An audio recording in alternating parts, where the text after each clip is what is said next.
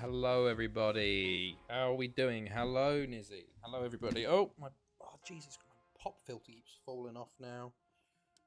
Let's see if I can put that there. Is that going to be better? I've forgotten how I used to have it. It fell off, and now it's all flimsy. That's a bit. Oh, that's better. How are we all? How was everybody's midweek? Mine's pretty decent. Hello, Ard. Hello. How are we doing? How is everybody? Any more dogs shitting on the floor tonight? I hope not. Chloe's literally just done a mega clean of the front room, like a mega clean.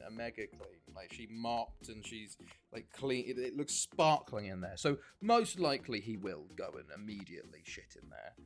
He didn't go for one on his evening walk, which does worry me. So if he walks out there, I'll be calling Chloe and she'll be running to let him outside. He's an old boy, you know. He's an old boy. He doesn't bark. It doesn't tell us anything. He just does it. I've got to tell you, I think I finished. Oh shit! Oh, you finished it. Nice. It sucks when you finish it though, because you're like, shit. What do I do now? What's the plan now? Are you moving into History of Byzantium, or are you going to go to his Revolutions podcast? Because I know he's got a Revolutions one. Or are you just going to do something else? But hopefully you enjoyed it. I very much loved History of Rome. It was very good. But yes, no, the dogs are okay. What else has been going on? How's everybody's week been? Mine's been alright. Been to work mostly. Chloe has become a gaming fiend now that I've set her up on the PC. She finished Rise of the Tomb Raider in 1.5 days, and now she's started Assassin's Creed Black Flag, and I think she's 25% in, and she started about 4 p.m. yesterday, so she's loving it. Xbox app's still broken, still absolutely shit. Can't download Black Ops. I'm actually gonna have to just buy it off Steam. So yeah, awful. Xbox app is fucking awful. I'm probably gonna just get rid of the Game Pass. Hello Game Boy. Hello Jambo. Very nice, great gaming choices from Chloe. Yeah, well, she used to play the old Tomb Raiders back in the day, and the old Assassin's Creed. So we were looking at like which ones to get start on the new ones. I have the spiritual successor on my podcast app listed. Is that History of Byzantium? Jambo, Russia. No, don't. Why? Is it bad? I'm feeling the urge after. Last game I played was Modern Warfare 3, and I'm feeling the urge to play some. Call of Duty Black Ops was my first COD, so I've always got a bit of a soft spot for any Black Ops game, and I'm like, oh, maybe this is the time to jump back in. I have AC Magic the Gathering. Hey, nice. I predict Germany to win. Okay, I will do, Jambo. No, it's meant to be good. Did you try that method I sent? Yes, I did. See, I have genuinely tried every single method under the sun. I have, just everything. And it just... The one thing that I haven't tried is upgrading to Windows 11. And I don't want to do that, you know? Yeah, I don't know how to spell it. You mean, Byzantium one? It's the Euros. Hello, Cinder's. Yes, it is the Euros. How are you? Germany. Fuck Windows. Exactly. That's what I'm saying. So I'm just like, maybe I'll just go buy it from G2A, you know? Because it's like literally, I've done the whole. I've gone. What was your one suggestion? Because I definitely did your one at one point. In my save, I've just overseen that. Oh, the 2043 Gold Cup. Who won that? Yeah, Byzantium. Yeah, it's a bit. I would say the first 10 or so episodes are you're a bit like, oh, I'm used to Robin Pearson and stuff. Is it Robin Pearson? No, it's Mike Duncan. Robin Pearson's the guy that does Byzantium, and it's a bit hard to. But then after 10, 15 episodes, it really gets going. This is the. Yeah, I've done the restart the IP. I've done the disable the networks. I've done uninstall. I didn't do VPN.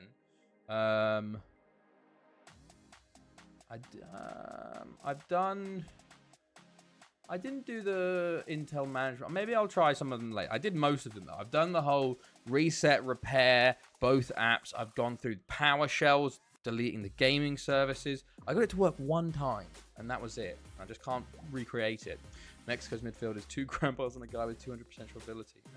But I am a bit scared of doing some of these changes because one of the fixes I've done literally broke my PC twice now, and I've had to restart and repair it, and I don't know what went on with that. So it's a nightmare. But yeah, otherwise, also I'm bringing Ving to work tomorrow. It was brought up in one of the meetings about can I bring my dogs, and they were like, well, technically yes, but we're not sure. So I said, we'll just try it. So Ving's gonna come to work with me tomorrow. Not Jake. Jake wouldn't enjoy it from the typical uninstall reinstall of it. Obvious but works. Yeah, no, I've done uninstall reinstall the Xbox app. I've done reset repair. I've literally done the command shell removals. Like, I've gone through the TSP stuff. I went through the services in the service in services.msc and restarted everything there. Like, it just doesn't work. And I've seen, like, the amount of times I've looked up on Reddit and it's literally just like, yeah, no, it just doesn't work. Or someone will be like, oh, this worked. It's like, it didn't work for me. Like, I don't know why, but it just, maybe, I don't know. It sucks though, because basically I can't use, the Microsoft Store's fine, but for some reason it also says, it's like, oh, your Xbox and your Microsoft Store accounts don't match. And I'm like, well, of course not, because I can't sign into my Xbox, you know? It's the worst. But yeah, we have the Euros today. We have the England Euros. England are hosting. Portugal are hosts. 23-48. There's some interesting groups today. Group A, Belgium, Czech Republic, England, Greece. A pretty tough group for the hosts, England there. Belgium, Czech Republic, and Greece. Well, Belgium, obviously, second favourites. But Czech Republic, Greece, no pushovers. Interesting, the whole team who scored on Mexico was Antigua. The only team. Wow. Oh, the one team. Oh, wow, that's wild. Group B, Croatia, Poland, Russia, Turkey. Quite a even group, I'd say there. Group C, Germany, Romania, Serbia, Spain. Obviously, you'd probably say Germany or Spain, but we'll see.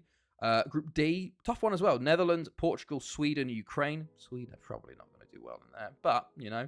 Group E, Denmark, Italy, Montenegro, and Slovenia. And then finally, Group F, Albania, France, Scotland, and Switzerland.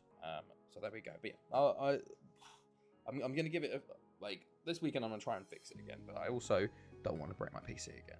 But yes, that is the groups. Shall we do predictions and some exclamation mark teams? So Jambo was first in and got Russia and predicted Germany as the winner.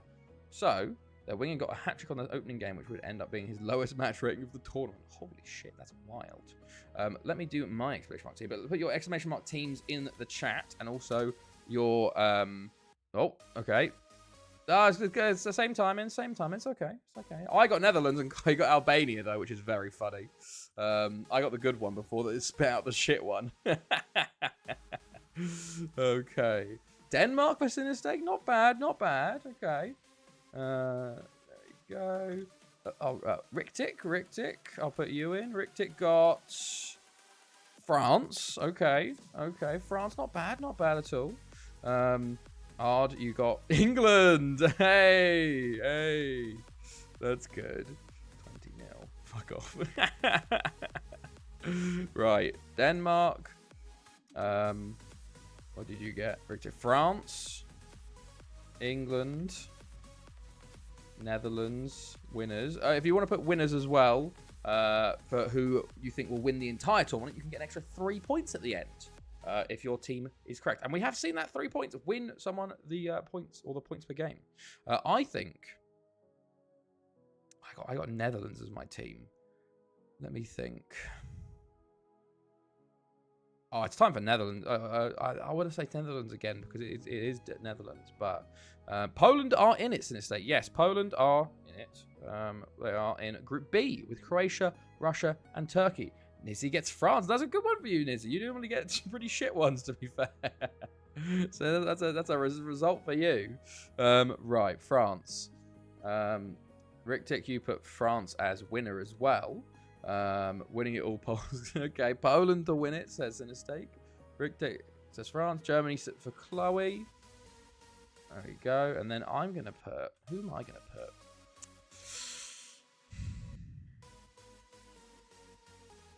I think it's time for Germany. Germany haven't been around for a while. No, never mind. Everyone's done Germany. Portugal to win it if they're in it. Portugal are holders. So, yes, they are in it. They are in Group H. In a tough group, actually. They are with Portugal... Sorry. Portugal are with Netherlands, Sweden, and Ukraine. So, there we go. I'm going to go... Maybe I'll go Italy. I haven't gone Italy in a while. Maybe I'll go Italy. Portugal to win. There we go. And then, okay, well, first game of the day is a big one. It's England-Belgium. So, Jammer's already put his game in of 2-0. I'm going to go 2-1 Belgium, I think. Ard goes 2-1. Chloe goes 2-0 Belgium. 3-0 Belgium, says Sinistake. Okay. Otherwise, okay, we're at the right time anyway. Cool. 2-2. So there will be points given out. Rick Dick, if you want to put a prediction in, basically it's one of the it's this. So if you get the exact score, you get 3 points. If you get the wrong result, you get 0. If you get the right result but the wrong scoreline, you get 1. So that's how we do it there. So if you want to predict, feel free. 2-1 Belgium. Thank you. How are you, by the way, Rick Dick? How's it going, mate? Right. Shall we jump into it then? We've got games to play. Actually, I should check this first. I need to check this. Hold on. Let me write down everybody's team so I can actually make sure we watch everybody's team. Good to hear, man. Good to hear. Italy, Germany. No, the wrong ones. Russia, Albania, Denmark, France, England, and I have Netherlands. So I want to ensure that we watch everybody's games through the group stages. Right, so this day, Russia versus Croatia. I think that's a good way to start it. Tick Russia off. Then we have Spain, Germany. We have Germany? No. We have Holland, Sweden. That's me. I think Spain, Germany's a good one there, maybe. We're going to have Denmark, Slovenia. I think Denmark, Slovenia works. Then we have Albania, Scotland. Yeah, I'll go Albania, Scotland. Get that. That probably the best one for Albania there. Then we have England, Czech Republic. Can we get Poland, Russia? Is Poland, Russia in there? So, wait, where was Poland, Russia? Was Poland, Russia already there? Did we go past that? Poland, Turkey. Right. There's Poland, Russia, as we have Spain. Sure, Poland, Russia. I'm sure that's not going to go over poorly. Italy, Slovenia. I need France and Netherlands left. France and Netherlands.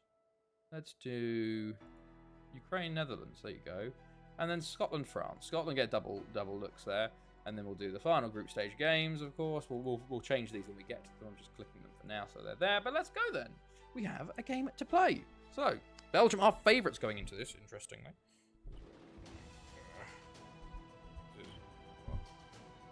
My mic stand's throwing me off all over the place now. Let me try this. Oh, is that better? Yeah, that's a bit better. Right, okay. So, hello, Matt. Hello. Oh, Christ, I moved over there. Matt, you're just in time. You're literally just in time. Do you have a prediction for England-Belgium? First game of the night. We're literally about to play it. How are you? Do you have a prediction and also exclamation mark team and a winner of the Euros? You have literally made it in nick of time. Nick of time. But let's hear them and then we can jump into the game here. 1-0 England. Okay. 1-0 England. Croatia. Okay. Oh, fuck, I need to go change some games now to make sure we're watching Croatia at some point. And who's your team to win it, Matt? And then we can start. And then we can ask how you are now. How do we do it? We just getting the formal shit done first to make sure you're in. You know, you've got the best chance. Dutch. Perfect. Thank you. There you go. Right. Here we go. Here's the teams, by the way. So, 4-4-2, 4-4-2. Uche, our backup goalkeeper, in goal. We've got Anthony Spann in midfield. We know a lot of these players. Chibuke, Smith.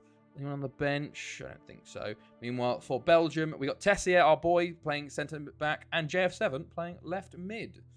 So, let's get ready and go. We got everything sorted. Red for the Van der Tizzy to score the winner. Wait, Van der Tizzy's Dutch. Oh, yes, of course. Yes, Van der Tizzy. Nizzy Van der Tizzy. That would be something. He is starting for the Dutch national side now. But yes, Belgium in the red, England in the white. Let's see. Can the host England start off with a win? This would be a big statement. And that was a dangerous pass. My goodness me. I'm doing good. I'm doing well. We're doing well. Towards the end of the week now. Only got one more day left. And then into the weekend. Yeah, doing all right. Getting colder here now. We finally had another snow. So we've actually got snow on the ground again. It was ridiculous.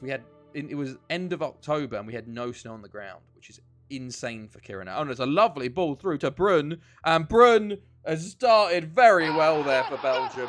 It's gone very poorly for England. It's a simple ball through the middle. The English defenders are not quick enough. I think I jinxed Van de Ven injured yesterday. Was it as ACL? Brun, easy touch, easy goal. Belgium 1-0 up, and they got a corner straight away. It's cleared. Rip my prediction. 3 minutes. That's a nizzy prediction, that is. And it's a foul by England. Joe Budge budges over someone. And Belgium have the chance to make it 2-0. It's Brun again. Can he absolutely... God, can you imagine England hosting the tournament? And they scores 2-0 Belgium. Christ alive. Wow. Not great. Not great, honestly. I'd say that's probably... As a host, you wouldn't want this kind of start, I'd say. 2-0 down within 6 minutes. But England do have a free kick. Okay, it's been cleared. But Collins is on it again. Maybe this is the almighty comeback. They've got plenty of time to come back in it. That's the main thing, as Smith shoots over the bar. I cooked. But yeah, it's starting to get a bit colder. We had -15 recently, which is the coldest it's been this year. However, next Friday, it's supposed to be 1 degree again. So it's just so warm. And oh my God, it's a 20-minute hat trick for Brun. Jean-Luc Brun is absolutely wrecking Belgium. And it's the fact that Belgium haven't even been dominant. They've just had 3 shots on target, 3 goals. My goodness me. It's absolutely awful for England. And this is actually getting bad on the goal difference front because, like, this is wild. JF7, Delcourt. They got the ball again here. Are they going to score again? Lambrex. Oh, it's cleared there. Lanen. Into Lambrex. Into JF7. Into Brun. And first shot on target saved. Uche in goal makes a save. He is like 34 now, so... Okay, Lambrex. Back to JF7. Lambrex again. JF7 once more. Tries a shot. Blocks. This is... Hello. Hello, Neutral Norman. How's it going, man? How are you? You join us for the first game of the Euros, hosted by England, and it ain't going well for them. Ain't going well. Brun into Boucher, and he's offside, even though he shoots wide there. Okay, corner free kick. It's all Belgium as Brun hits the top of the net there. As Steele is tackled by a JF7 into Brun again, into Boucher, beats his man. He's offside again. England are lucky there, but it's been all Belgium. It's a great save by Uche. That's actually a decent save. I think that would have been Brun's 4th. Are you doing anything for Halloween? No, we're not.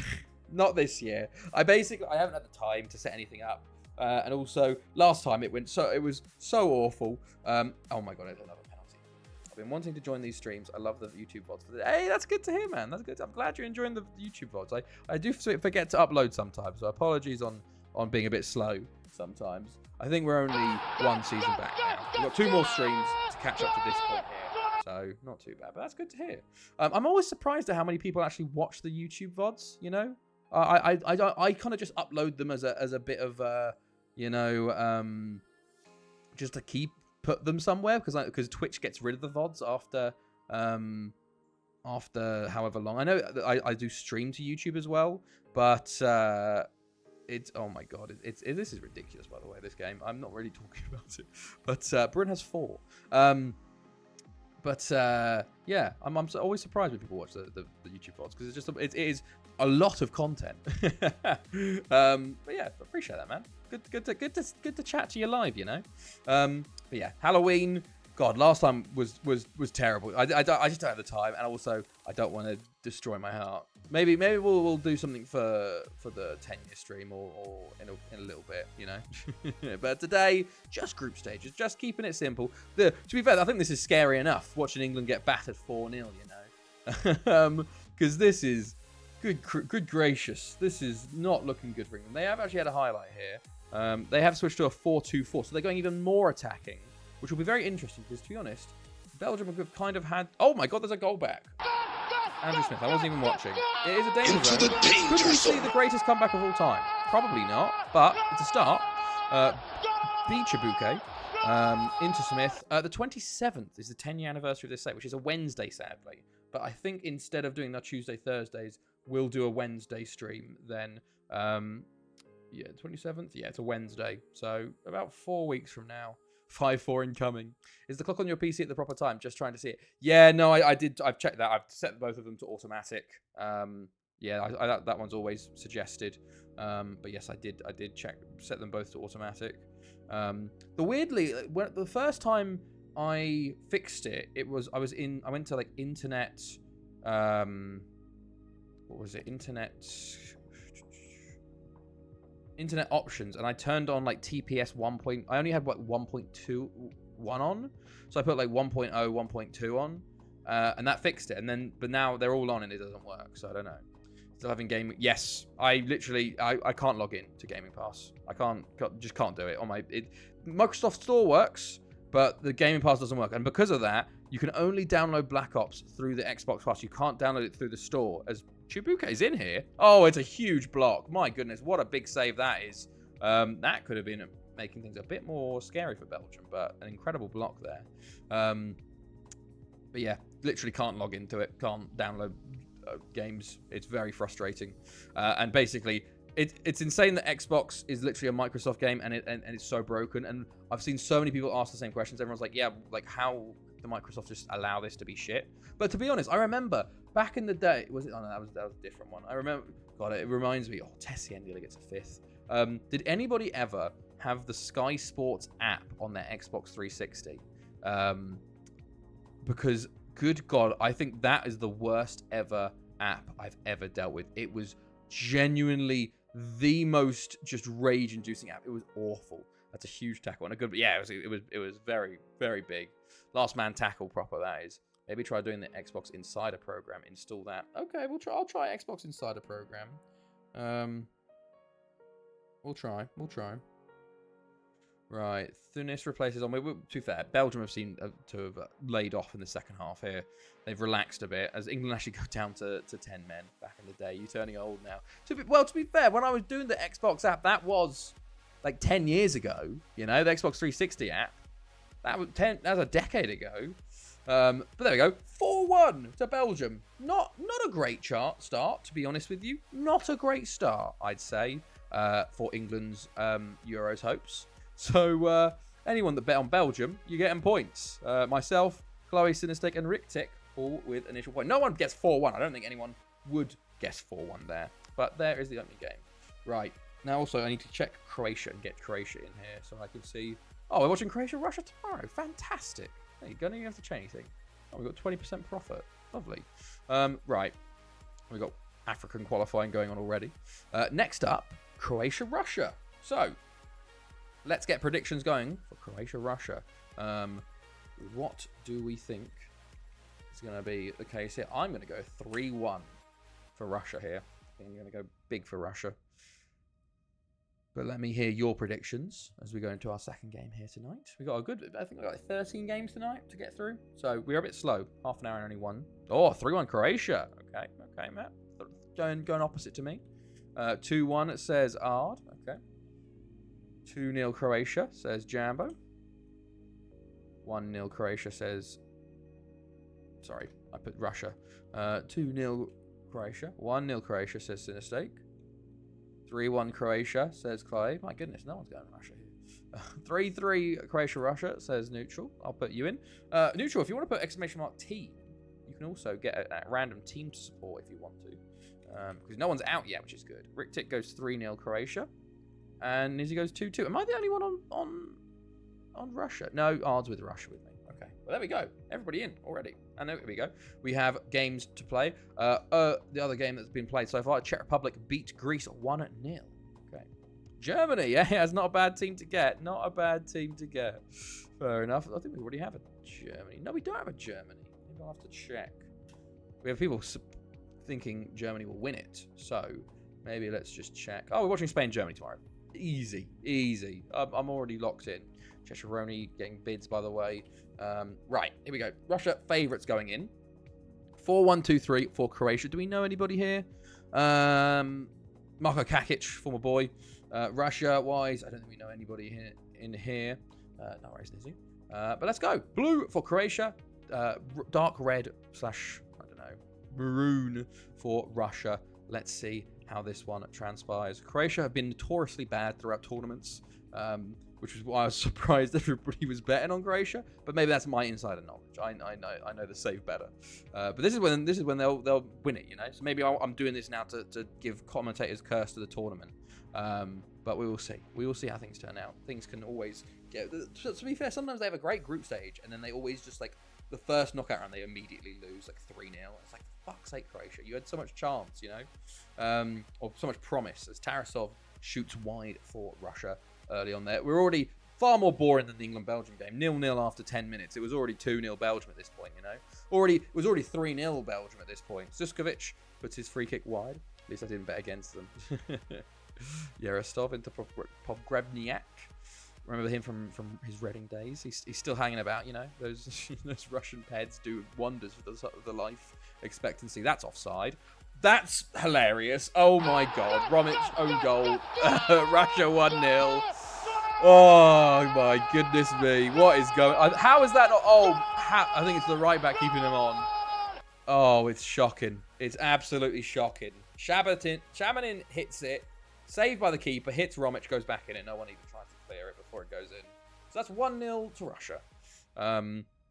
Jesus. Half an hour in. We're flying by, though. Lots of possession for Croatia, but no chances. There's Suskovic injured, but they do have a throw in here. As I just said, they don't have any highlights. Pukic into Tokic. Spisic into Trubjak. Great block there. That could have been a very big chance for Croatia, but a huge block by the Russian defender stops that. But Croatia coming forward now. Pushing forward. Karabatic into Bodge. I guess Bodge. Stankovic. Botch on a yellow as well, but is cleared by Russia. But falls back to Spisic immediately. Into Suskovic on a knock. Into Botch on his yellow. Karabatic. Into Spisic. Trubjak. Into Pukic. Lovely play. Spisic. Trubjak. Holds it up. Back to Spisic. Beats his man. And it's a shocking shot. My goodness. I think he probably tried to put that off as a cross, you know. But into half time. 1-0 Russia. Okay, it's kind of been very even. Russia got their goal very luckily, and then Croatia sort of came out with a few chances. No changes either side. We'll see how the second half goes. Pogrebniak tried to put it down the line, but highlight over. Just the first half highlight there, like the highlight kickoff. Right. Let's see. We're in the danger zone. Croatia need a goal. Next goal is hugely important, but we are flying away. Not many. Yeah, a bit of a quiet game this one. 6 shots each. Half an hour to go. Russia still holding as things stand. Trubjak also now with a knock. Tarasov injured for Russia, so they're forced into their first name as Kalishnikov comes on for them. Robert Murmic comes on for Croatia as Shabanin also injured for Russia. So Abdullayev comes on. So there's 2 knocks, 2 injuries so far. Dobras comes on for Stankovic and Bondarenko comes on for Burov. So that's all of the Russia subs done. I think Croatia have one more sub in the tank. There you go. Magic comes on for Tokic. And we've just... Okay, here's a highlight. 10 minutes to go. Croatia on the ball. Murmic into Dobras. Dobras into Spisic. Back to Karabatic. Dobras takes a long shot and over the bar. Hasn't been this... Compared to the first game, hasn't been a classic. Compared to just general football, hasn't been a classic. But there's a big chance here, actually, maybe for Croatia. Dobras, it's tackled, but it falls to Murmic. Into Suskovic. Shot is blocked there. Lads, I'll be real. I don't think this is a 3-3 game as I predicted. There's 1-1. There's 1-1. Robert Murmic with 6 minutes to go. Wow, can we get 4 goals in 6 minutes? We will see. We will see. Croatia level it up with 6 to go. They have probably been the better of the 2 teams today, so that is deserved from them. It's a lovely strike near post, but top bins there. Keeper can't really do much with it there. Pogrebniak, yellow. Croatia have a chance to win it here. Oh, and Romic puts it wide. Okay, another highlight here for Croatia. They're really pushing forward. They've got some energy in their step now. Suskovic into Murmic. Murmic on the ball. Cuts inside to Karabatic. Murmic. Murmic into Suskovic. Into Murmic. Oh, and Lazarev. I thought I was going to sneak under him for a second there, but Lazarev Puts it round for the corner. 4 minutes of added time. So there's 5 minutes left. There's a great chance. Croatia go 2-1 up. It's Matej Boj with the goal. And Croatia have turned it around in the last 5 minutes of the game here. Oh my goodness me. Trubjak plays it in. It's shot. It hits a defender. The keeper's already flown across. It's basically an open net. What is the Russian defender doing? Can't even get to it. But Boj puts it into an open net. And that is 2-1 Croatia. What a turnaround from them. Russia have a kickoff highlight, though. Panarov down the line. Oh, trying to get to Kalashnikov, but Murmic pushes him off there. But, oh, that's a bit dangerous, lad. Spisic into Boj. Boj to Karabatic. Trubjak. The commentator's curse. Very much so. Very much so. We have seen commentator's curse many, many a time here. Kalashnikov. What a strike. But Matic puts it round for a Russian corner now. This is how you do it. Ball in. It's cleared initially. Sharapov gets it to it again. Abdullayev into Sharapov. Matic saves again. Russia have suddenly decided to play it attacking again. 3 minutes to go. Panfarov plays it in. Cleared once more, and that's highlight. But Panfarov injured. Russia down to 10, and that probably will kill any momentum Russia had to come back into this game. They have 20 seconds left. Can they get a late equalizer here? Probably not, based on the fact this highlight is going this way. Yes, I think this is going to be it. And my commentator's curse worked, saying Croatia aren't very good at the major tournaments, as they're going to beat Russia here. 2-1 as we enter the last seconds of the game. Unless the injury is adding extra time. Neville plays it in. Oh, it was so close. It's flashed across goal. Oh, and it's cleared by Spisic. And surely that's it. Surely that's it. Russia 4-3-2 now. We're a minute past added time. Maybe the injury happened in added time. Sharapov into Yarastov. Into Rodin. The Godzilla monster? Or was that Rodan? That's Rodan. Okay, there we go. 2-1 full time. And the streamer's got his head in his hands. He bet on Russia. And everyone's got points but him. Jambo, Chloe, Sinistake, Riktik, and Matt all get points there for a incredible Croatia comeback. And starting off their tournament with a big, big win there. So there we go. Next up, an even bigger game. Spain, Germany. And I think we just go straight into the predictions because they're coming thick and fast at the moment, you know. Spain, Germany, another big game between the two. Possibly a final. Possibly a semis or a quarters. This is normally the game you sort of see in the knockouts here as the big teams kind of dominate Euros. I'm going to go for a 2-1 Spain victory. Matt goes for 1-0 Germany. I don't even know who's good between Spain and Germany. They haven't really been doing great recently, either of them. Like nothing of I can remember, you know. In a few years, Spain are going to have an incredible team because I'm going to sign all of the Spanish youngsters, you know. So it'll be an entire squad of my players. Jamba goes for 2-0 Spain. Okay. Right. Riktik goes 2-0 Spain as well. Okay. We'll do our first review of the scores at Game Week 5. Neutral Normie goes to 2-1 Germany. Okay, so we've got points for everybody. Germany win. Oh, no, we haven't got a draw yet. No one's put a draw yet. Okay. Right, we'll just wait on others for predictions because obviously we did go a bit quickly there. I can show you what the other games happened here. Okay, 2-2 Clay, 3-3 Nizzy. Perfect. 2-2 Clay. Nizzy goes 3-3.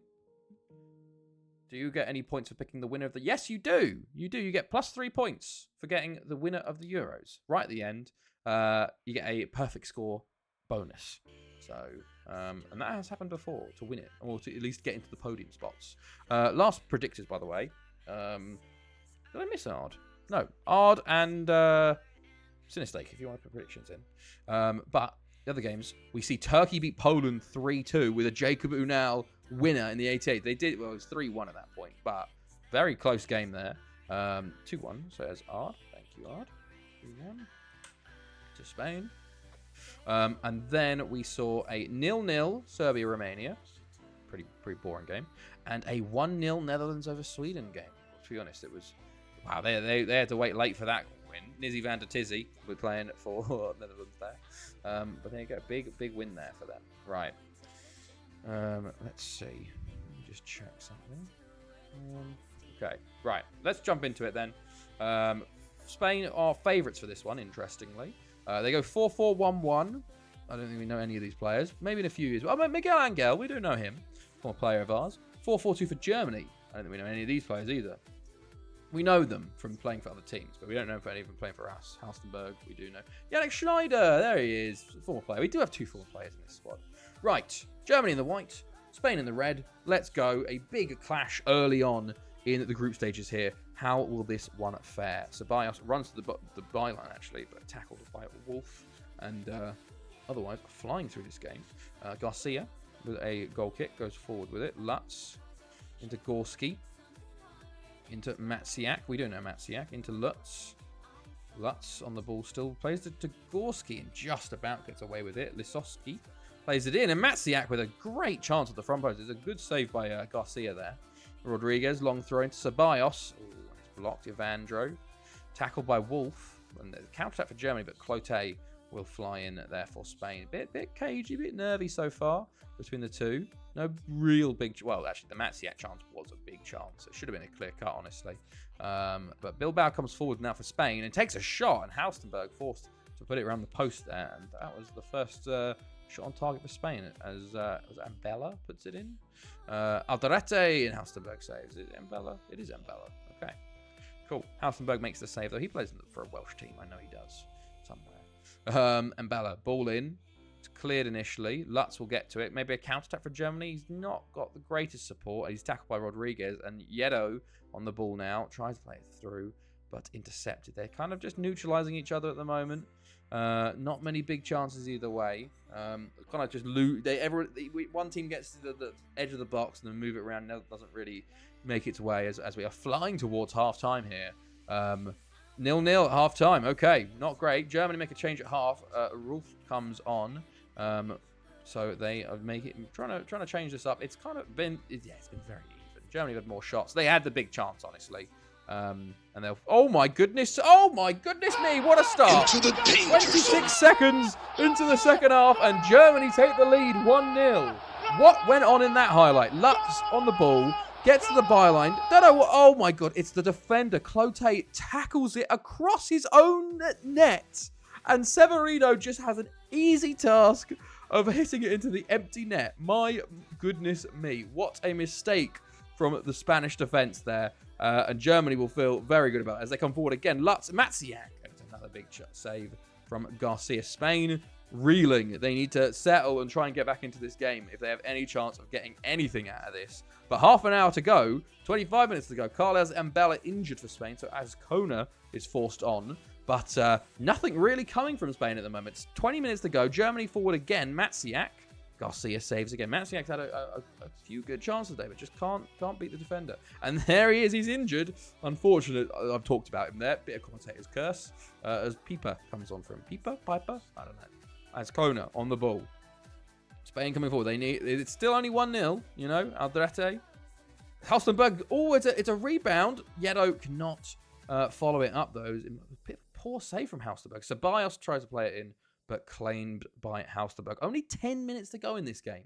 My goodness me. Spain do not have a lot left to hold on. Germany praying that they can hold on. 5 minutes to go here. A few subs coming into waste time. Rodriguez with a long throw. They haven't been making use of that in this game.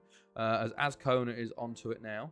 Azcona holds it up, plays it to the back post, and it's just wide. The header from Gomez, I think that was. My goodness me. 4 minutes of added time. A long throw again. Ball in. It falls to... Oh, it's Pieper that clears it off the line. It's all the long throws. Why weren't they doing this all game? As Lutz gets there and will clear. 1.5 minutes left in this game. Can they find a late equaliser? The goalkeeper puts it forward. Romero. Perrin gets in. Plays back to Halstenberg, who clears it once again. And Pieper gets to it again. Lays it off to Lutz. 1 minute to go. Spain need to win the ball back and go back up the other end. But Germany doing a good job of keeping it. And Lutz nearly gets a second to kill the game off. It's going to be a corner Germany, and they'll waste plenty of time on this. They've got 5 players back here, only 4 in the box. But they still get the ball here. And with 20 seconds to go, I think they're doing a very good job of managing the clock here and managing possession while it runs out as they just kick it out for a goal kick. And there you go. Germany 1-0. A big mistake in defense, and that's what decides the game, you know? 1-0 to Germany. And wow, Matt with a 3 points win there. And Neutral normally with the 1 point. Everybody else with 0 points. My goodness me, that's a big swing in points. There you go. Well done. Right, 1-0 Germany. Okay, let's see. Yeah, 1-0 Netherlands. Right, next up. Is that Slovenia, Denmark? I think that might be Slovenia, Denmark. We'll check. Right, European Championship. It is Slovenia, Denmark. That is the next game. What is going on in the meantime? We've got a few staff retiring. We have a loan move for Papasar. Ristic has a bid. 38 million for Ristic. He was 24. I want to keep him around, I think. Right. Slovenia, Denmark is the next game. So, let's get predictions going for Slovenia, Denmark. Slovenia, Denmark. 2-1, says Ard. Last predict last time. First predict this time. I'm going to go... I go 1-1. Oh, a lot of draws coming through, actually. Matt goes 2-2. Nizzy goes 0-0. Okay. Let's move this a bit more central. 2-1 Denmark, says Chloe. Okay. Oh, no. That's not what I want to do. There we go. Right.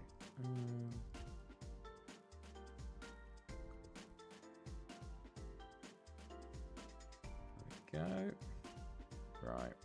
3-0 Denmark. Wow, big win, says Neutral. Okay, 1-1, says Rictic. Jambo, what you saying? Okay, last prediction. But meanwhile, as you can see, what happened there? Oh my goodness. So, Jake's lying in bed. He's next to a cupboard and he kicked the shit out of the door. Portugal, meanwhile, beat Ukraine in their opening game 2-0. Even though, well, to be fair, quite an even game. Ukraine got to be feeling a bit hard done by there. We have Fonseca, by the way, and Rui Pinheiro and Thiago Silva in the lineup there. Pedro Manuel Ferreira. I forgot we have so many Portuguese players from the time we could sign them. But yeah, there we go. Right. Otherwise, sorry, Jambo, we've left enough time. It's time to jump in. Denmark are favourites going into this game. Let's see what happens. It's a 4-4-2 for Slovenia, our former player, Stankovic and Valencic, striker and left back there. Meanwhile, for Denmark, 4-2-3-1. We got Dalsgaard, he's our player. Anybody else? Per Jakobsen is our player. And that's it, I think. I think that's it. Right. Red for Denmark. This weird white and light green / blue for Slovenia. Let's see who wins this opening game of Group E, with Italy and Montenegro taking place later on. Denmark, of course, favourites in the media, but I think by the predictors, it's Denmark and the draw, as Degner puts it wide there. Big early chance there for Denmark. 10 minutes gone. Jorgensen, Petchnitz wins it. Down the line, Rasmussen, Juncker on the ball. Tries to still going with it. Lorentzen to Nielsen. Rasmussen. Jorgensen. Rasmussen. Lorentzen. Juncker. Nielsen. Lots of sends. Nielsen. Denmark working it around at the edge of the box here. Falls to Juncker. Falls to... it's a great block by the Slovenian defender there. But Denmark on top early here. Nielsen plays the ball in. Stankovic will clear it from the front post for a Danish throw-in. Taking a shower by preloading 2-1 for the next game. And there we go! Against the run of play, Sasso Sluga, 1-0 Slovenia. First shot on target of the game, actually. But it's been all Denmark in the opening 10. Long goal, free kick, corner kick. Just sort of pinballs around. And Sluga's there. Pretty much open goal. 1-0 Slovenia. There we go. Vidmar into Stankovic. Slovenia is all feeling good about themselves as he's tackled in the box. Calls for a penalty, but none given. Damn it, smash and grab. Vidmar coming forward, plays into Stankovic again. Petchnitz tackled there. Falls to Sinkovic. Try and uninstall the app and then get from here. Okay, we'll try it. We'll try it that way.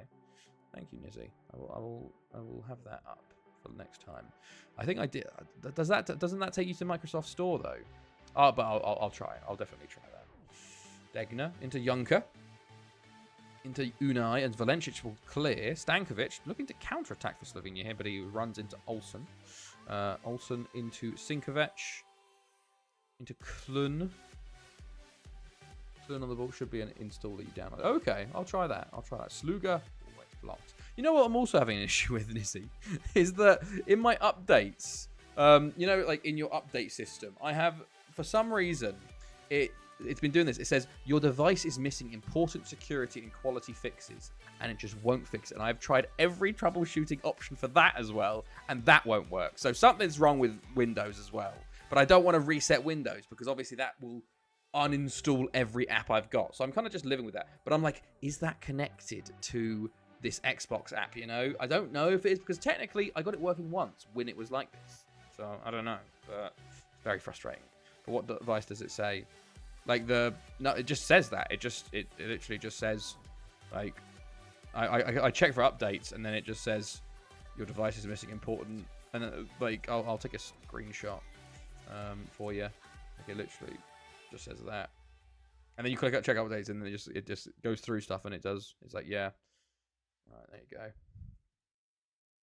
go. Now on the ball. By the way, sorry, I'm getting back to commentating. Doing tech troubleshooting during the Slovenia-Denmark game. You know, perfect commentator I am. Lorenzo, to be honest, I wouldn't be the most sort of just distracted thing that commentators have said before. Nielsen ball in, and there's your equaliser from Rene Holm. It's a corner. The other end, it was a corner for the first goal. It's a corner for the second goal, and it is Denmark's first shot on target. First shot on target for Slovenia, the first goal, and this one, it's a lovely volley. Lovely left-footed volley. That is a ridiculous goal. If you saw that in real life, that would be probably goal of the tournament. You know, imagine a corner coming in, and a guy on his left foot volleys it top bins, like just off the cuff. Ridiculous. Slovenia immediately try and take the lead again as Stankovic forces a save out of the Danish keeper, but a big hand there stops that as Klun tries to put the ball in. Janza beats his man into Klun, and it's cleared by Rasmussen. This is looking like a good game so far. A bit of back and forths. Janza on the ball into Klun. Tries to play it forward, but Lorentzen wins it. I hope it stays like this. Me too, I put 1-1. I have a feeling it won't, though. 25 minutes in, it's a long time. But we'll see. Jorgensen tries to put it forward, but he's been intercepted. Stankovic now comes forward for Slovenia. Into Sluga, a score of the first. Holm, the score of the second, picks it up. Hello, Chill. Hey, Smori, I hope the Euro 2348 is going well. It's going very well, mate. It's going very well. We're on to our fourth game, I think, of the night. And we've seen some interesting. England lost 4-1 in the opener to Belgium as hosts. So they haven't done too great. Germany beating Spain 1-0. And we're currently watching Slovenia-Denmark. Hope you're doing well, mate. Hope your week's been going well. It's crazy to me that you're not spamming spacebar and skipping through these. Well, that's the thing. Like, I very much could. And for a lot of time, I did.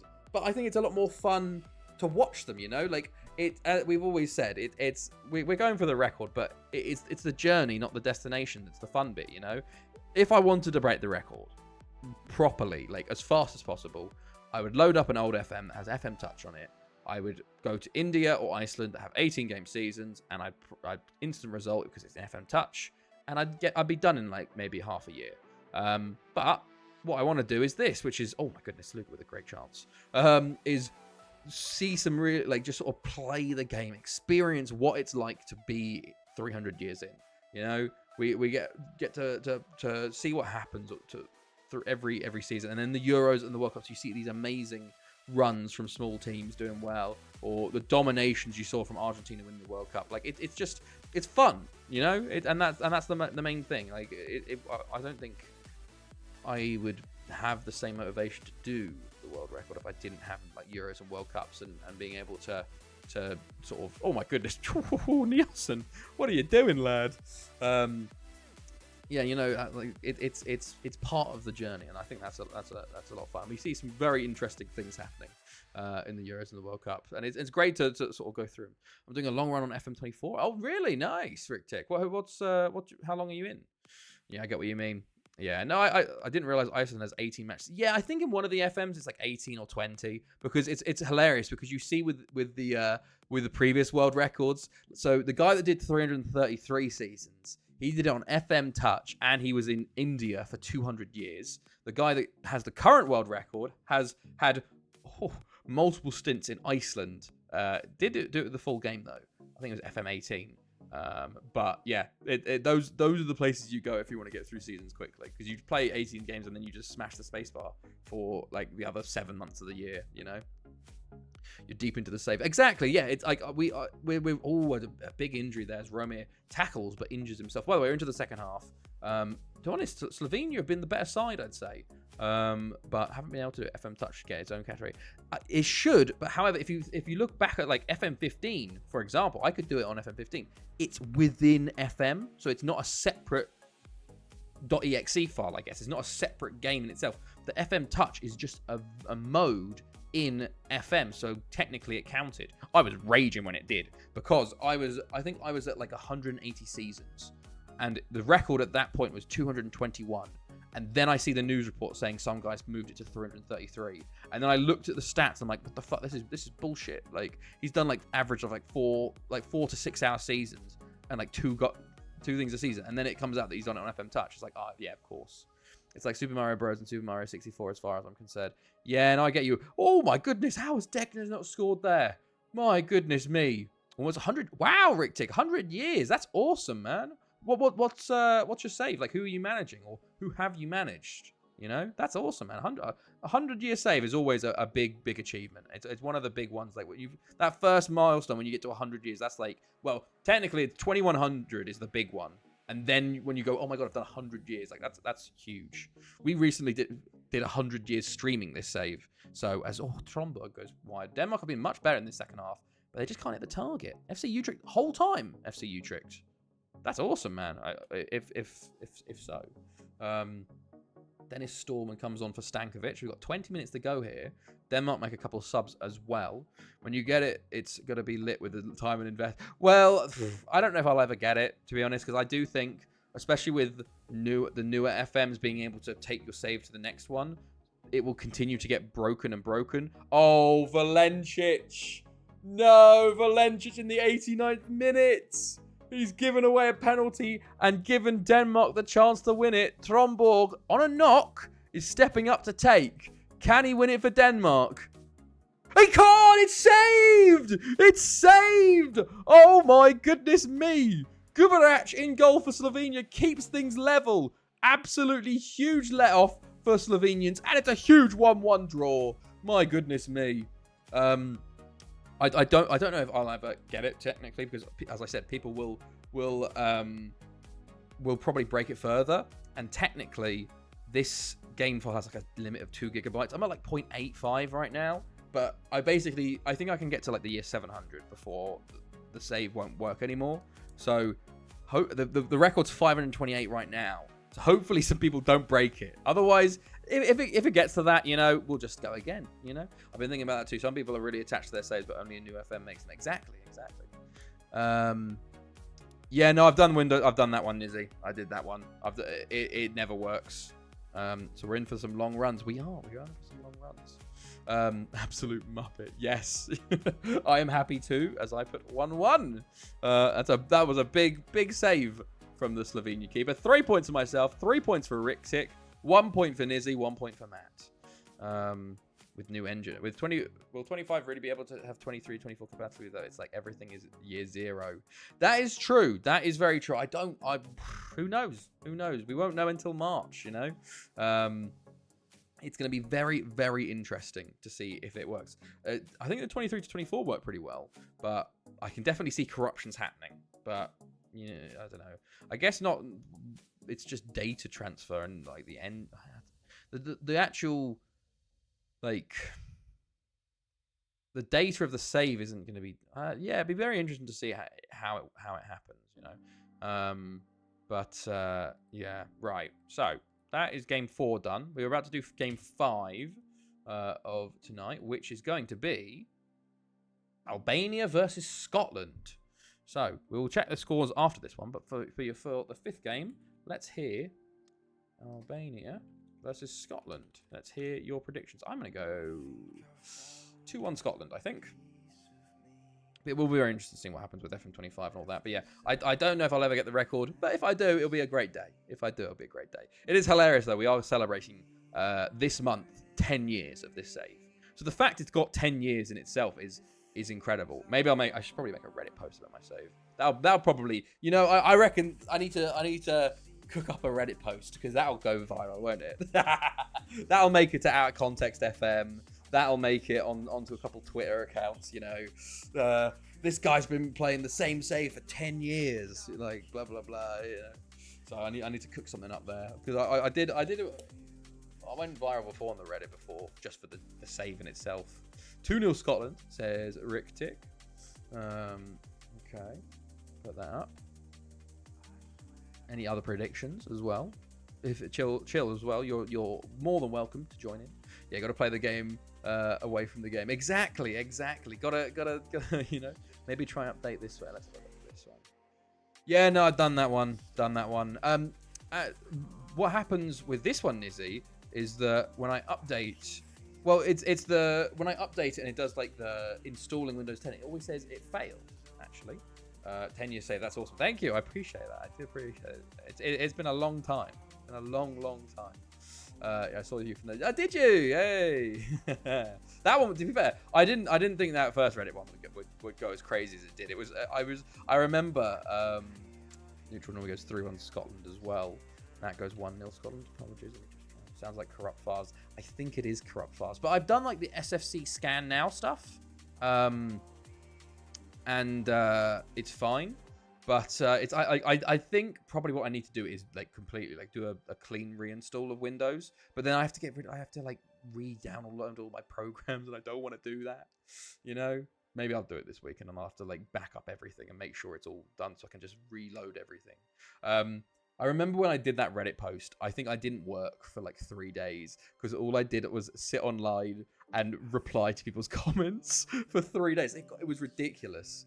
Yeah, it's a ball ache. It really is. Odd loaded 2-1 in. Sure, 2-1. We'll let him get away with it this time. Right. What else happened there? So Italy win 5-0 over Montenegro. No worries from them for their game. Let me cook. Yeah, let me cook. You can go to Tom Petra.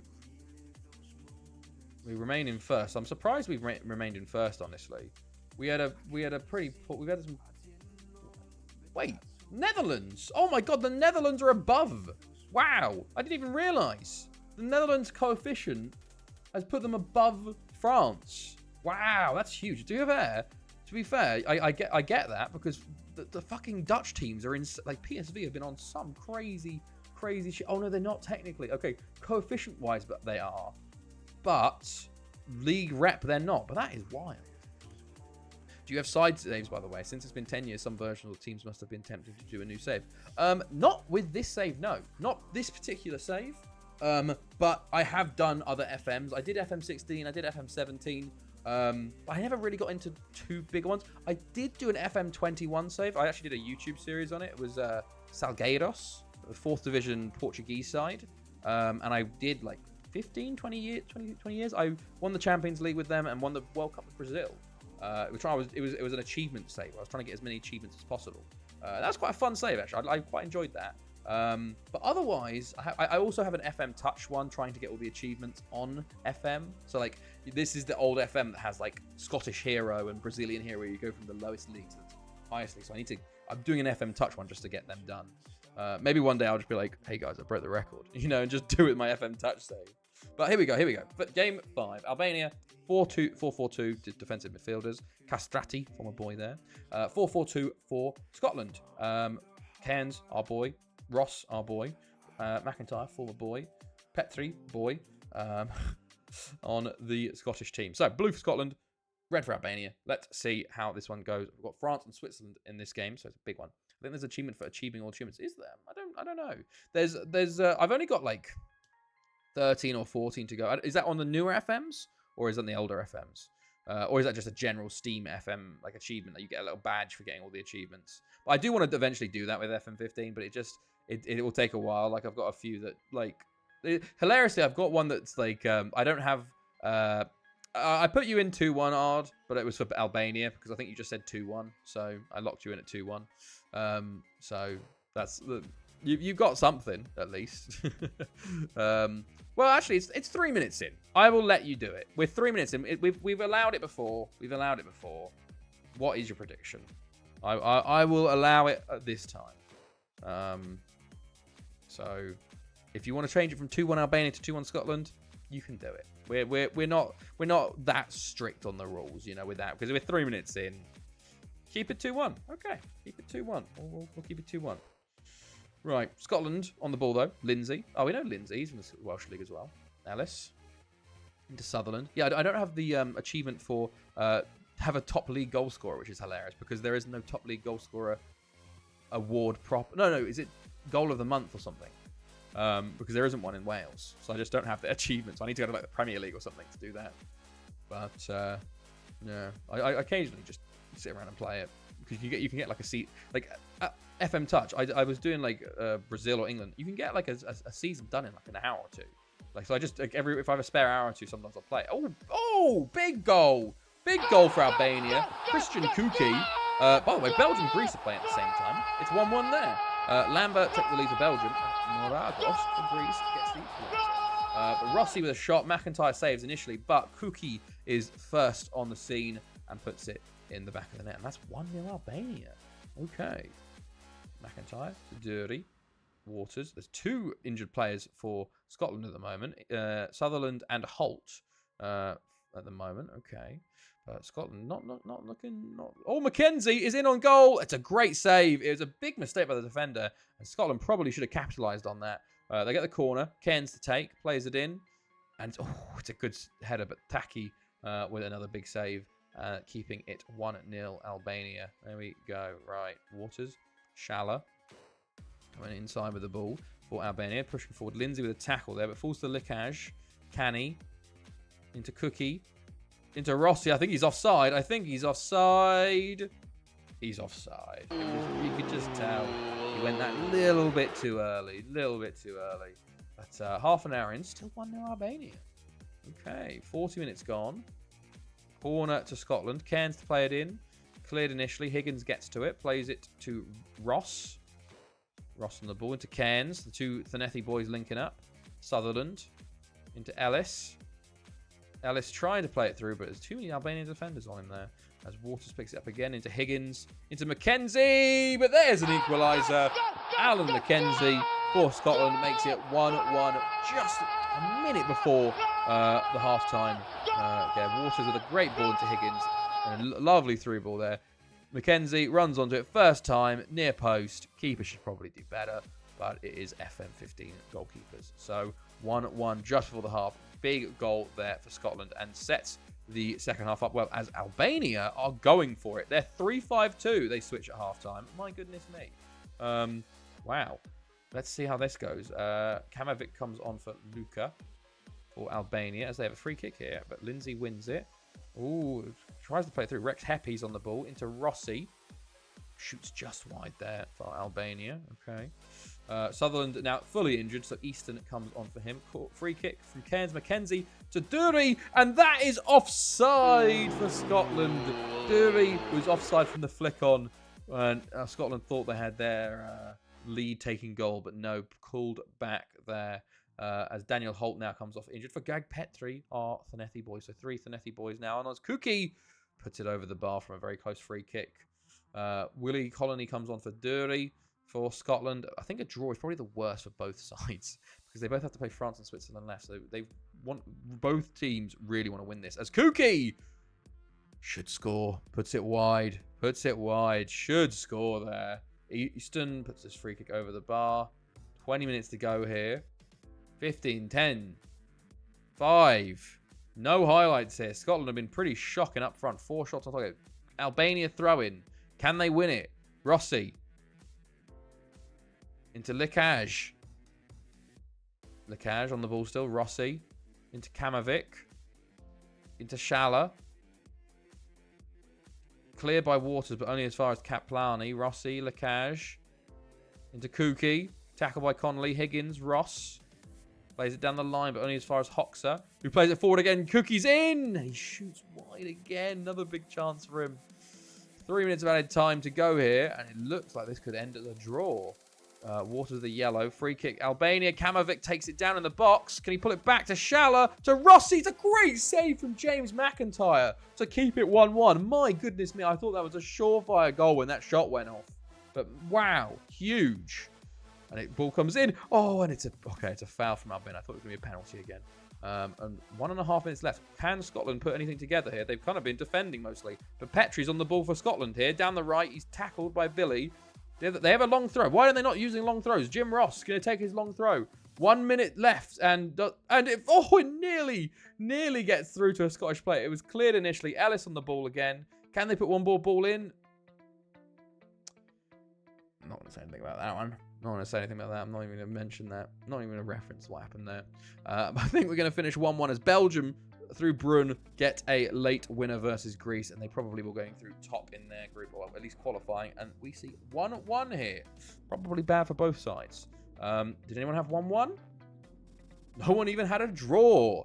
Wow. Everybody had Scotland/Albania to do something. So our first nil point. And with that, let's have a look at the scores 5 games in. And currently, joint top. It is Riktik and Matt with 5 points each. Myself with 4. Then followed by Chloe, Sinistake with 2 each. We got some ones in there. So early days. One perfect result swings it, as we can see. Matt, Riktik, and myself all with 3 points, and as you expect, all have pretty good scores. So we're only 5 games in. We've got, I think it's like 23 games total. So we're only like a quarter of the way in over the course of 2 days. So we'll do groups tonight, and of course the knockouts tomorrow. One time I didn't go draw, I think. Probably Nizzy. That's why I should have bet on draw, you know. Are you making use of any exploits? I remember in FM15 and early versions you could do general training only, and all the attributes were included. In terms of exploits, no. I do the exploit of signing every player under the sun I can. But I do long throws, and I try and do corner setups, which are good, like short corners. I used to use 4-3-3, which is a very, very good tactic, and 4-2-3-1. But at the moment, what we're doing is we've limited my signings, so I can only sign players that don't play in World Cup teams. And I also have to change my formation every season, so kind of limited. But you know, long throws are and short corners, I guess. But long throws are probably the most one. Short corners don't always work, to be honest. Chicharone, 43.5 million. But no, in terms of exploits, not particularly. No, I don't know anything about attribute gaining. We got a game. Sorry. Czech Republic versus England. Let's have a look at what's going on here. England need a big win here. After their humiliating loss to Belgium. Let's see if they can bounce back. It is Czech Republic, England. Let me hear your predictions for game 6. R goes 2-1. I myself went for 2-1. I don't think it's going to be convincing from England, but I think it will be a win. But let me hear your predictions. Nearly goes 3-2.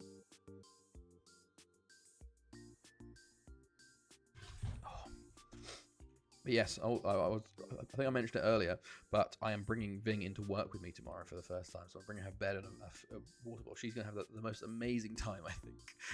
I think she might get a bit overwhelmed because there's going to be so many people. And she'll be like, where the fuck am I? But we'll see how things go. It might be a one and done thing, but, you know, we'll see how she is in my office. Right, Riktik goes 2-1 England as well. We've got lots of 2-1 Englands. A lot of 2-1 Englands here. But let me hear your other predictions as we go along. Excuse me. Right. Let me just check. Jake be jealous. Jake would not be jealous at all. There's a reason I'm not bringing Jake in. He'd be fine because he'd just lay and sleep, but he wouldn't even want to. Like my office is on the 3rd floor, so we'd have to get the lift up. But he would just be like, "Why have you taken me here? I don't like going in the car. I don't like leaving the house. I just want to sleep all day in my house with my mum at home, you know?" Ving, meanwhile, is like, "This is the best thing ever. Like, let's go explore, blah, blah, blah." Like, you know, it's Jake is very happy. Jake's probably happy that Ving's not here because then he's not bothered by her. Right. Predictions? Matt? Normie? Chloe? What are we saying? Czech Republic, England. England are faves for this one, but it's a big one actually because Czech Republic won versus Greece as well. So Chloe goes 1-1. There you go. 1-1. Based.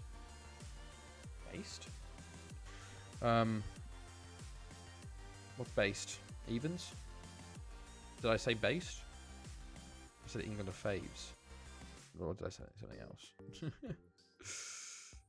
Oh, I accidentally moved something there. Right. Should we just go to the game? I think it might be time. We've given. Well, actually, let's go back and have a look at the Euros. I think there was. I think I spotted a upset. I bloody did. Oh my god. Switzerland and Ceccheroni get a 4-1 win over France. My goodness. Ceccheroni hat trick. There's a reason why he's getting bids on in the summer. He has had his best season for us, to be fair. 26. Only 12 in the league, but 27 goals total, 29 games started. And he's carried that form into the Euros. And that's a big win versus France. Wow, okay. Right, let's jump into the game. 4-3-2-1. It's the Czech Republic formation. Svoboda, former player there. Former boy. What am I talking about? Anybody else? Krivonek, current boy. 4-4-2 again for England. Span playing up top. That's very interesting. Okay. Jake not wanting to leave the house and just sleep based. Yeah. He's the old dog. He's like what you expect from an old dog. She's what you get when you get a puppy, but she's older than him. Like, it's so funny because the amount of people that are going to be like, how old is she? I'm like, oh, she's like nearly 13 now. I think she's nearly 13, 12 or 13. And they're going to go, what? And I'm like, yeah, she's pretty old. Oh, wait, we got Croatia, Turkey playing at the same time. And Croatia have taken the lead versus Turkey, too. Croatia to win the Euros. Simacek shoots a wife for the Czech Republic, by the way, in this game. By the way, if Czech Republic do win this, England will not be able to qualify top 2, and they'll have to depend on beating Greece to go through in 3rd place. But we'll see how things go. As they're the corner, it's cleared initially, but Hull on it now for England. De Bayo tackled, falls to Svoboda, who clears. Kalala for England. Talbot. Back to Bradshaw. Over to Atkinson. England moving it round. Plays it into Smith, into Span. It's nearly an own goal. But it's a good save of the keeper and the defender. It kind of just hits off him and goes wide. Very lucky it didn't go into the goal. We saw that in the Russia-Croatia game. Atkinson. Any weirdest Euro wins over the 300-plus years? Yes, we've had some weird winners. I need to remember them. We have had Sweden win it. We've had Slovenia win it. We've had Ukraine win it. Turkey, of course. What other smallish European nations have won it? The thing with the Euros is we've had lots of weird second places. Lots of teams get to the final and then unfortunately lose to the big club. The problem with the Euros is it's very hard to go out in the group stages, you know, because obviously the 3rd places. So it's very hard for the big teams to go out. In the World Cup, it's a lot easier because, you know, it's only 2 spots and you can very easily, like a big team can fuck up a couple of games and they're out. But in the Euros, there's always the chance that they'll go through. So there's always a tendency for big sides to always make it through to the knockouts because, like, you know, the chances are better for them. Turkey actually have turned it round versus Croatia. I didn't even check. It's 3-1. It's 0-0, by the way. It's the second half here. But we'll have a look at the winners and second places after this game. England was switched to a 4-2-4. Nothing is happening in this game. Woodward comes on for De Bayo. There's been 6 shots total and 2 on target total. Something like that. There's subs going on. Kuchera. Martin Kuchera, you are a player? I think Martin Kuchera is our player.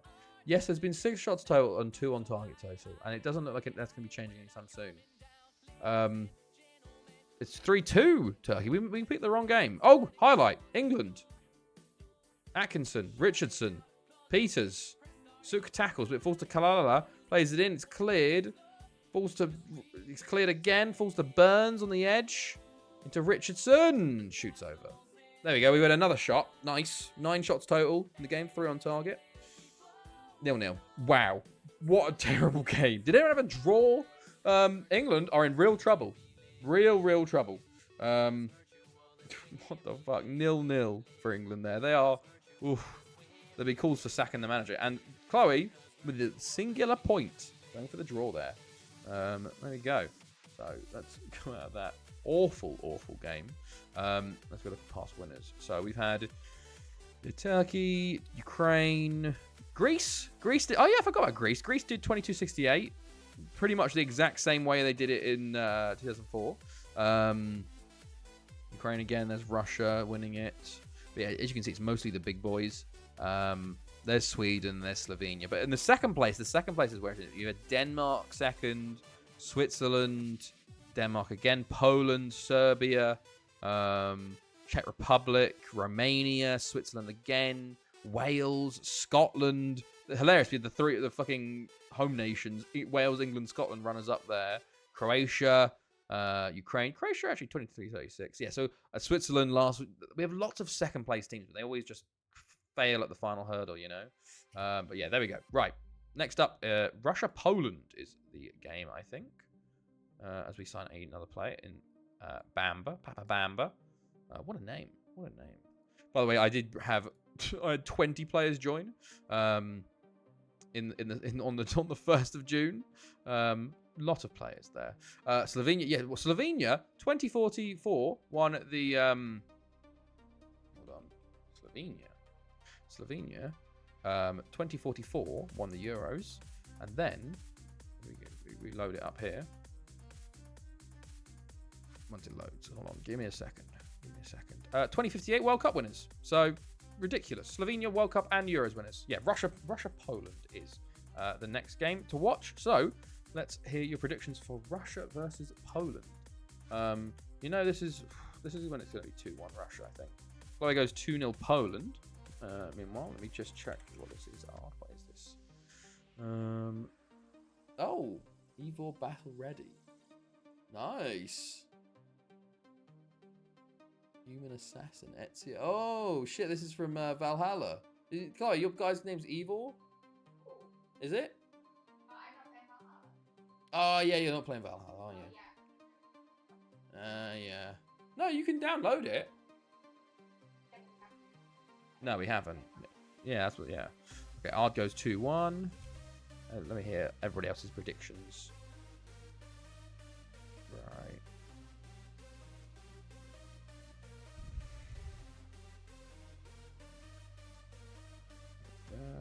Nil-nil. That's a good. Okay, guaranteed goals in this game. Okay, 2-2 rigged it. Nice. Let's go forward then. Right. So Russia are favourites going into this. It is a 4-4-2 for Russia again. It's a 4-4-2. Oh, hello Ponty. Hello. How are you? I'll put you in for 1-1. Ezio is the best main character. Yeah, I to be honest, I've only played 1 and 2. But I enjoy. I 100%ed both of them on Xbox 360, so I very much enjoyed them. I'll put you in Ponty for 1-1. 4-4-2 for Poland, by the way. Do you know anybody here? I don't think so. I'll die on that hill. To be fair, I literally have like all of the Assassin's Creeds up to like which ones do I have?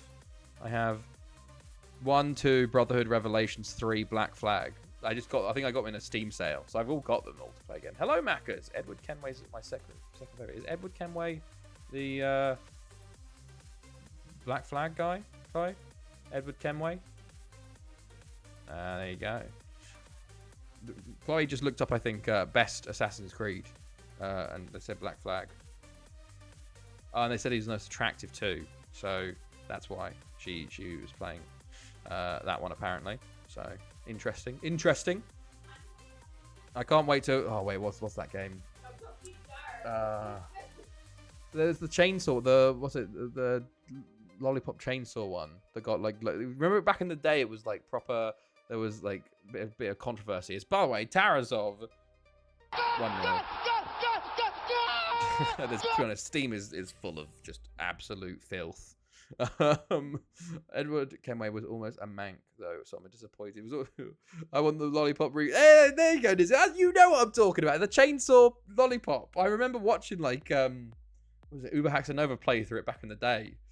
Free kick. Ooh, off the thing. There is a remake, isn't there? I did think I remember there's a remake in the works. I love Lollipop. It is just called yeah. To be fair, there was much worse games I could have picked probably. Right. I went out of it. I actually went out. I have to go back in. League table, latest scores, match stats, formations. How have Poland not scored, by the way? My good God. Right. So as things stand, Poland will be bottom after 2. Turkey, Croatia, Russia. Okay, interesting. Currently in the Romanian 3rd tier. Just got promoted. Hey, nice. Who are you managing? I probably won't know them. AC Syndicate, London one was the best I played. Okay, interesting. Fair enough. I think Chloe's going to work her way through them, most likely. She said yes. So we've got plenty to get through. The way she's going, mate, by Christmas I'll have to be finding more games for her to play, you know? Oh, and Tarazov makes it 2. That's very quick. Into the danger zone. Tarazov in the danger zone. 2-0 Russia, 2-0 Tarazov. And looking good for that. CS Gusloni, a new badge for them too. The current one looks like too American. Ah, okay, that's good then. Nice. The new one's Japan, isn't it? Assassin's Creed. That's going to be very interesting. This... I actually probably want to... I was actually... I'm listening to the history of Egypt now, actually. I'm like 89 episodes in. And the guy that was reviewing it played the Assassin's Creed Egypt one and said it's probably one of the best recreations of ancient Egypt out there in game form. Like just the map and the locations and like how it is as a world. Like not the gameplay, blah blah blah, whatever. But just as a world, it is one of the best remakes of ancient Egypt, which is very interesting. And it's like, I think it's Ptolemaic Egypt, isn't it? Like when Greece took over. I'm only at the 19th dynasty, so just at the end of the first chapter of the New Kingdom. But there we go. It's 3-0 Russia. Yarostov with a third. And I think that's game over here for Poland, unfortunately. They are not looking great. And they have, I think, Croatia to play on the final game. They're still, to be fair, still in it. 3 points, you know. They only need 3 points. But goal difference isn't looking great, honestly. Especially when everyone else's goal difference is looking pretty decent. They need a big swings for any chances here. So they need to get goals back in this game or hope for a miracle in the final game. We will see. Okay, Sobiek. We have a kick-off highlight here. Libic. I think I'm at Tutmo's the 4th currently. So it's very interesting, the history of Egypt one. It's kind of it was crazy, the history of Egypt actually, because I did history of Rome, but that started like when was like, ancient Rome was like 500 BC, whatever, wasn't it? This one it was like, oh yeah, we're starting in 3500 BC.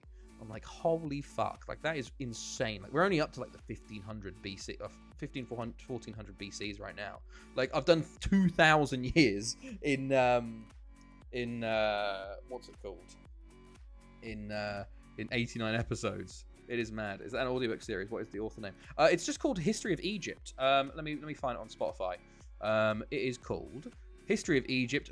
The guy's name that does it is called Dominic Perry, and I don't know much about him, but what he said, I think he's an actual Egyptologist. Like the way he's talking, he's like, oh yeah, no, I was at this dig site. Like when I was working, blah blah, doing this. Like I think he focused on like late New Kingdom, but he's like actually been in most of the Egypt places. So it's really good. I think I've quite enjoyed it.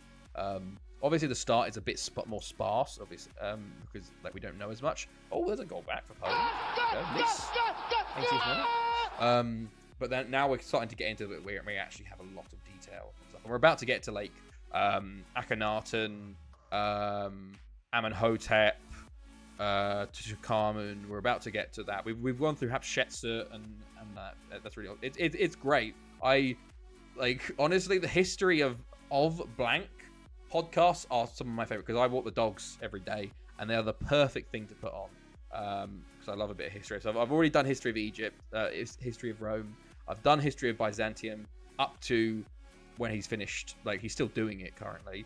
And now I'm doing history of Egypt. Can't wait until it gets to Hypatia of Alexandria. Yeah, exactly. We a long way to go. It's crazy how like there's still so much time left, you know, for Egypt. Like until we get to Cleopatra in like when was Cleopatra? Like just as we hit AD, isn't it? Because that's Augustus. So maybe around no. When was AD? AD was Augustus was BC, wasn't he? I don't remember. I need to look this up. When was Mark Antony and Augustus? BC, yeah, just before AD, you know. So I've still got another 1500 years. I think they've got like another 100 episodes or something.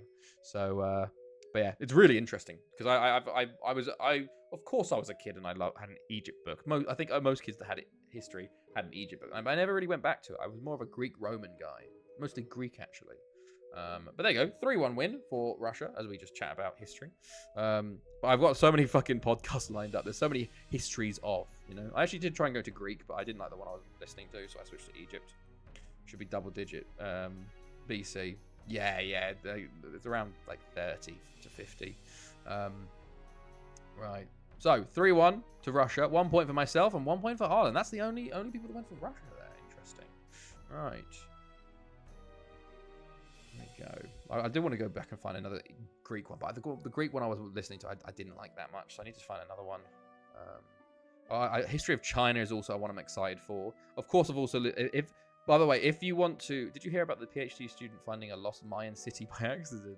Oh, I think I did see like a story about that, but I didn't click into it. I didn't see that it was a random PhD student. Can you fucking imagine, man? Kane Chronicles were fire. I'm reading them.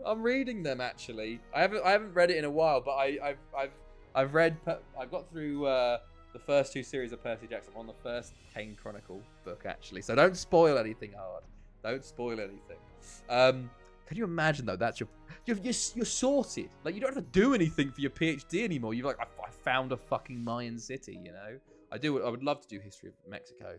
I listened to quite a bit. I saw it on BBC. That is wild. I need to look at that story. That is genuinely sick. Like I got lucky with my PhD having this parabolic flight, but like, and that's about making my whole PhD. This guy, he just has to write. That's all he has to write. I found a Mayan city. I read 3 of them. I don't know if there is more now. I think there's only the trilogy at the moment. They go back into. I think the guy that wrote it, he has the Greek ones. He's done Norse ones, and he's got another. I think a third set of Greek ones coming out now at the moment. But I'm working my way through those. I've got fictional, and then I've got fictional history, and then I've got like non-fiction history. So it's really interesting because I read the book and I'll see a name and go, oh yeah, I remember that. Blah blah blah blah blah. Yeah. What was I saying? History of China. Would be double digit, yeah.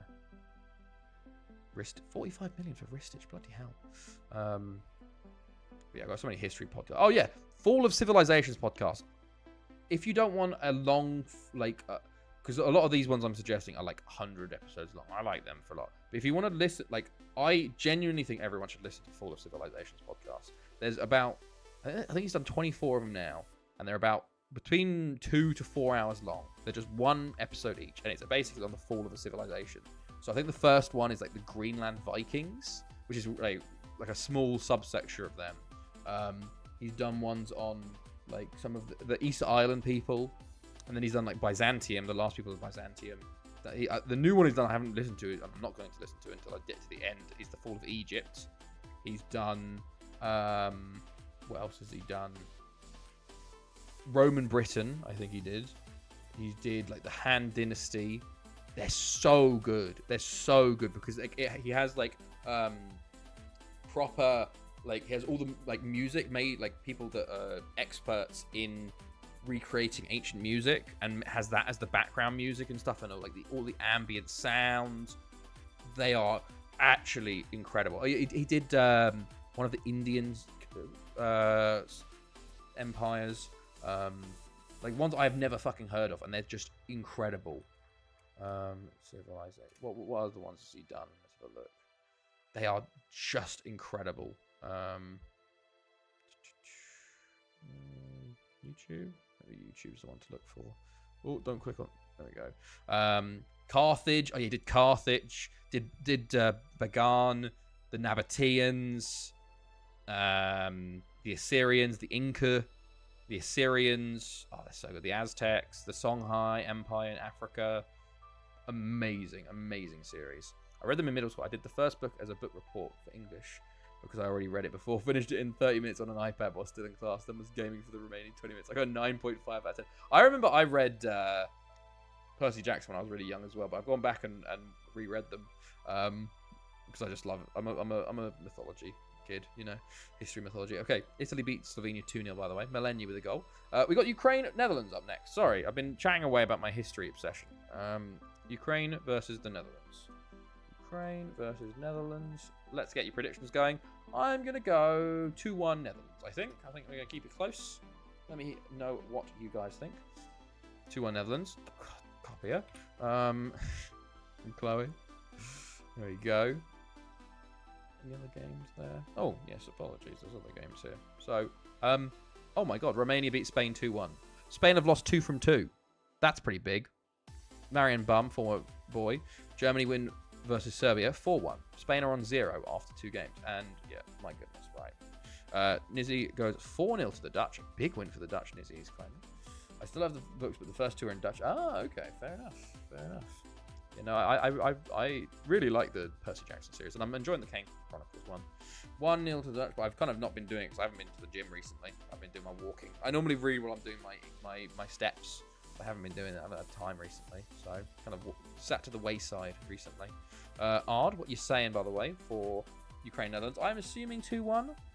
Don't let me. Oh, 3-1 Netherlands, says Ponty. I missed you. Oh, yeah. Sorry. I completely missed you saying. Ignore me. Ignore me. We're good. Let's go. I missed you guys putting your messages. So, Ukraine, 4-2-3-1. 4-1-2-3 for the Dutch. Do we have any players? Nizzy van der Tizzy playing centre-back for the Dutch there. Anybody else? No. Right. Let's go. Netherlands, of course, in their orange, and Ukraine in their blue and yellow. So let's see how this game is. Probably a big game, actually. A big game. Ukraine lost their opening to Portugal, so they kind of a big result for them would be good. Netherlands, of course, did beat Sweden closely, and they got Portugal in the final game, so they need to set themselves up well. If they can get a second win, they're probably setting themselves up very well. But we will see how things go. So early corner led to a foul, but the wrong way is Persian, Bernarda, Rotan. Oh, and what is that? Sintier? It seems like it's a new generation of Dutch players. A lot of players I don't recognise in this size. As Nizzy van der Tizzy flies in there to clear that. Persian tries to play back in, but it's out for a goal kick to the Dutch. But to be honest, based on patterns, the Dutch should win this Euros, because for the past 3, they win every other Euros, and they didn't win last Euros, so they should win this Euros. Like, it was literally like they didn't win 23-44, but they won 23-40, and then they won 23-32, and then 23-26, and then 23-18 or something like ridiculous. Like, they just win every other Euros for the past 3 times. So based on patterns, they should win this tournament. But Ukraine on the attack early again here, and oh my God, Shved's score. How has he put that over from that close? Big chance miss for Ukraine. Could it come back to bite them as Coops plays Shafsma in, and he gets to the byline, and he nearly gets it. Squeaks it in, but angle's a bit too tight. Nizzy van der Tizzy can do long throws. Hold on. What? When did I teach you that? What? Oh my God, he's even better than I thought if he can do long throws. Although he's 6'5", so why is the 6'5" guy taking long throws? I didn't realize Nizzy van der Tizzy did long throws. We'll have to check that after the game. Right, 0-0 though, after 25 minutes. That is a long throw. Nearly gets a goal from it. 1-0 to the Dutch. Nick Schatzner. 1-0. Wow. Is there anything this man can't do? I didn't know I taught him to do long throws. I had no idea. Schatzner, first ball. It's annoying that he won't get the assist, by the way, as his first shot hits the post, and then he just gets the rebound there as the keeper was on the floor. But the Dutch take the lead there. And will they push on now, or will Ukraine fight back as Brinchi into Schatzner puts it wide? Okay. But as things stand, Netherlands 2 from 2. Persian plays the ball in. It's cleared. As far as Persian again. Chechelenko, Moiseev, Persian beats his man, and it is blocked for a corner there to Ukraine. Persian plays it in. Van der Horst just blocked and cleared. Rotan, Persian again. Right. 5 to the half. Ukraine pushing again. They haven't been great clinically. 8 shots, 1 on target. Not great. Not great if they want to win a football game. But Schatzner, going by himself pretty much here. Still going. Forces a save out of Zorov. Again, ball in, but it's cleared. But very, very good work there from Schatzner to create something out of nothing pretty much. Schatzner injured actually. Martens! We've got 10 players on the pitch. Doesn't matter. 2-0 on the stroke of half time. A huge goal for the Dutch there. And Ukraine heads hang even lower after that. Can't believe. Oh, Christ. I was trying to load it on 3D. Coops plays a ball in. It's literally a near post header. Martin's completely unmarked. The guy on the post, he ain't doing it. Shit. He ain't even jumping. That's 2-0 to the Netherlands. Can it be 3-0? Coops puts the free kick over the bar. Ukraine switched to a 4-3-3 at halftime, though. So they are looking to get back into this. They had a tough first half. They probably should have gotten a goal if they were a bit more clinical. And got very unlucky. Two set pieces done them. So they got a long way back. But 2-0 is the most dangerous scoreline, remember. So we'll see how the second half goes. But Shasma, nearly makes it 3 straight away. But yeah, 1 shot on target from 9. Not what you want to do, really. Not great. Martens, De Van der Horst, Coops. Netherlands coming forward again. Ramos, Van der Horst, Martens, De Schafsma. Offside, I assumed he was. It looked not goal side there. Half an hour to go. Igor Larotan injured for the Ukraine. So Kulikov comes on. Gino Deckers comes on for Ramos. Janssen comes on for Barinci. Romanchuk comes on for Granada. Alfonso comes on for Coops. I think is that all the subs done now? Dizzy Van der Tizzy, long throw. Cleared by Shved. Janssen. Martens. Alfonso. All the way back to Jager. But Netherlands seem to have a good bit of control in. Not been pretty much stifled Ukraine fully in the second half. But here we go. Kulikov plays the ball in. Maslov. Oh, and it's out for another corner. Keeper couldn't get a hold of it. Kulikov play it in once more, and it's cleared by Van der Horst at the front post. Chechelenko will get there, but can he do much? He's already pressured by the Dutch and gives it away. 3 minutes of added time, and that's that. 2-0 to the Dutch. Easy win for them.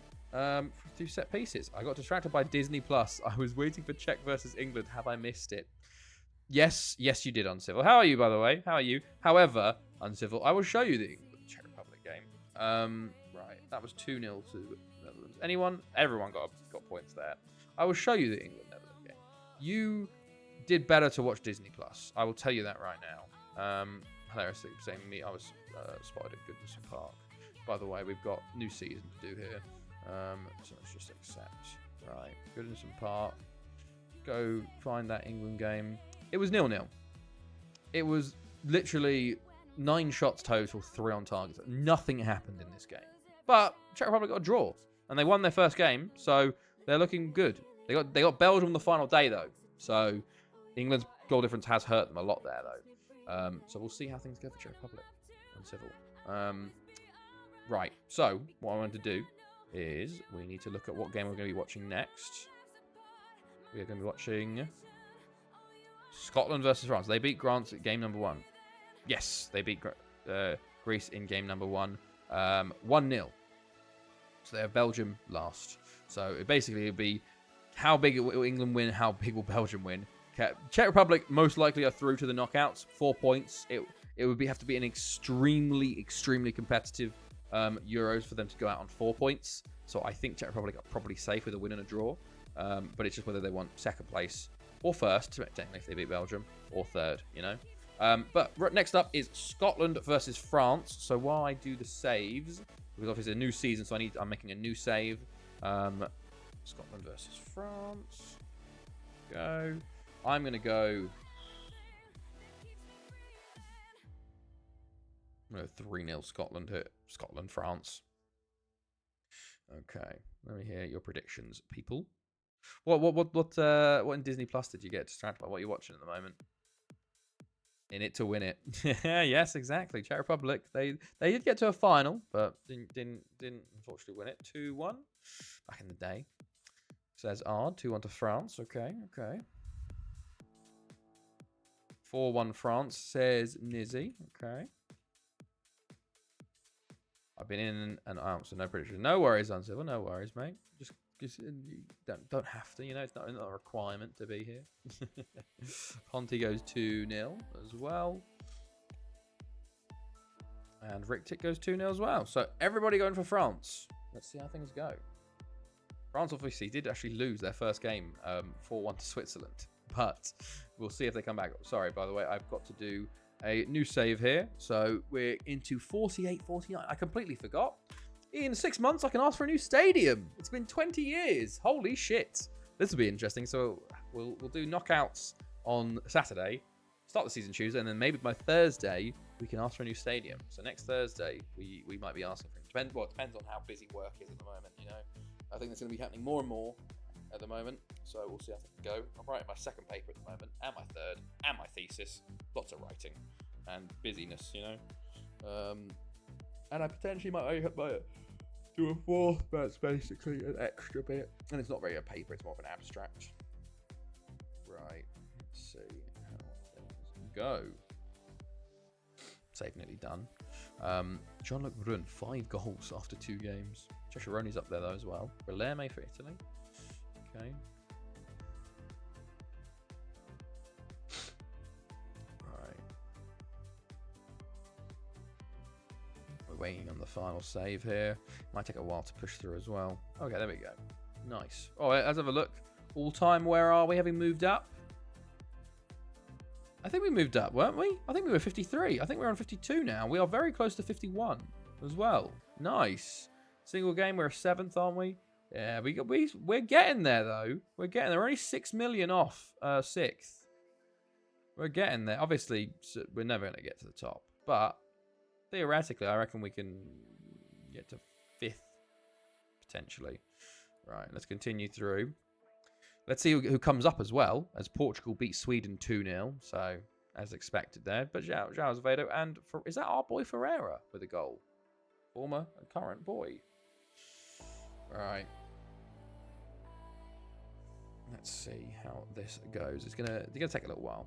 But yeah. Oh wow, Scotland-France is the last game of the second round of games, and then we're into the final 4. God, it feels like it doesn't feel like we've been going that long. Flying through it. Maybe I feel like I've stopped quite a lot, just chat shit, That's good then, I guess, Right, it got to be with new season. You've got to do all the fixtures, so it takes a little while to get it all ready. But there we go. Right, Portugal. I think so. Portugal and Netherlands both have 6 points each. Yes. So basically, Portugal and Netherlands will be a battle for the winner. Sweden versus Ukraine, 3rd place, 3 points. Okay, we will see. I should probably I want to go back through the Euros and see if anyone's qualified on 1 point before. I think we've definitely had a 2 point to go through before. South Africa tour. Oh, getting in there early, Ard. Getting in there early. Okay, South Africa. If you want to put what countries I should be touring to, I think I've got 3 spots. South Africa's odds on it already. So, Zanetti Player of the Year. Salah Abbas, of course, he takes the long throws. Fixture list. Let's have a look at the fixtures. Who's come up this year? Was it Bala and Rill, I think, come up? Bala and Rill come up. And Goitra predicted above Haverfordwest this year. Wow, okay. But yeah, let's do the tours. Throw me any country you like, and we will do a tour there. First come, first serve. Ard's already put South Africa, so it's first come, first serve. But I will, if someone I won't do double until someone else, unless we've got nothing else. South Africa. There's South Africa. Let's go look at what cool clubs we can do in South Africa. Right, very small reputation. BTX Liverpool, sure. Future. I feel like we've done South Africa. Future Tigers rings a bell. Oh, Sporting and Spartak RSA. Newtons. Power Stars. Then we'll do Island FC. There we go. Do that as a thing. Ajax CT. Ah, well, too late. Too late. None of the big teams, none of the big teams. Right. What other countries? Otherwise, I'll just do a random. What country am I going to do? I'll just scroll, scroll back and forth. Can't see anything. Bam. Lesotho. We have an African tour today. We got Joy. We've got Roaring Lions. Bantu. Oh, Chelsea. Chelsea Les. Nice. And then finally, let's go tour. Bam, bam. I gotta scroll far enough so I can get to the bottom of the countries. staying in South Africa. Technically, yes. Technically, yes. Right. Okay. Solomon Islands. Perfect. Perfect.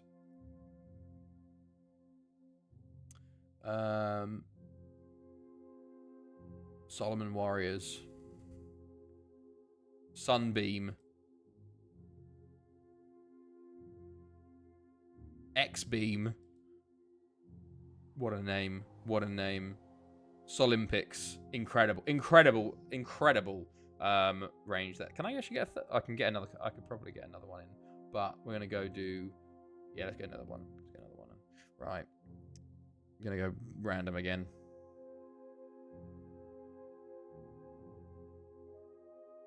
Right, there we go. Sudan! Okay. We literally just... Guam for names, by the way. Guam. We'll do Guam. Let's do Guam.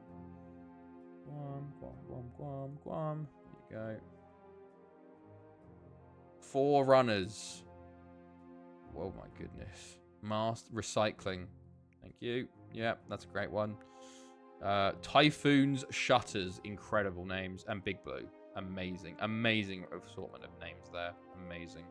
We might have to cancel some of them, but we'll see. Barry and Ernst with TNS. Oh, yes. Can I ask for a new affiliate? No, not yet.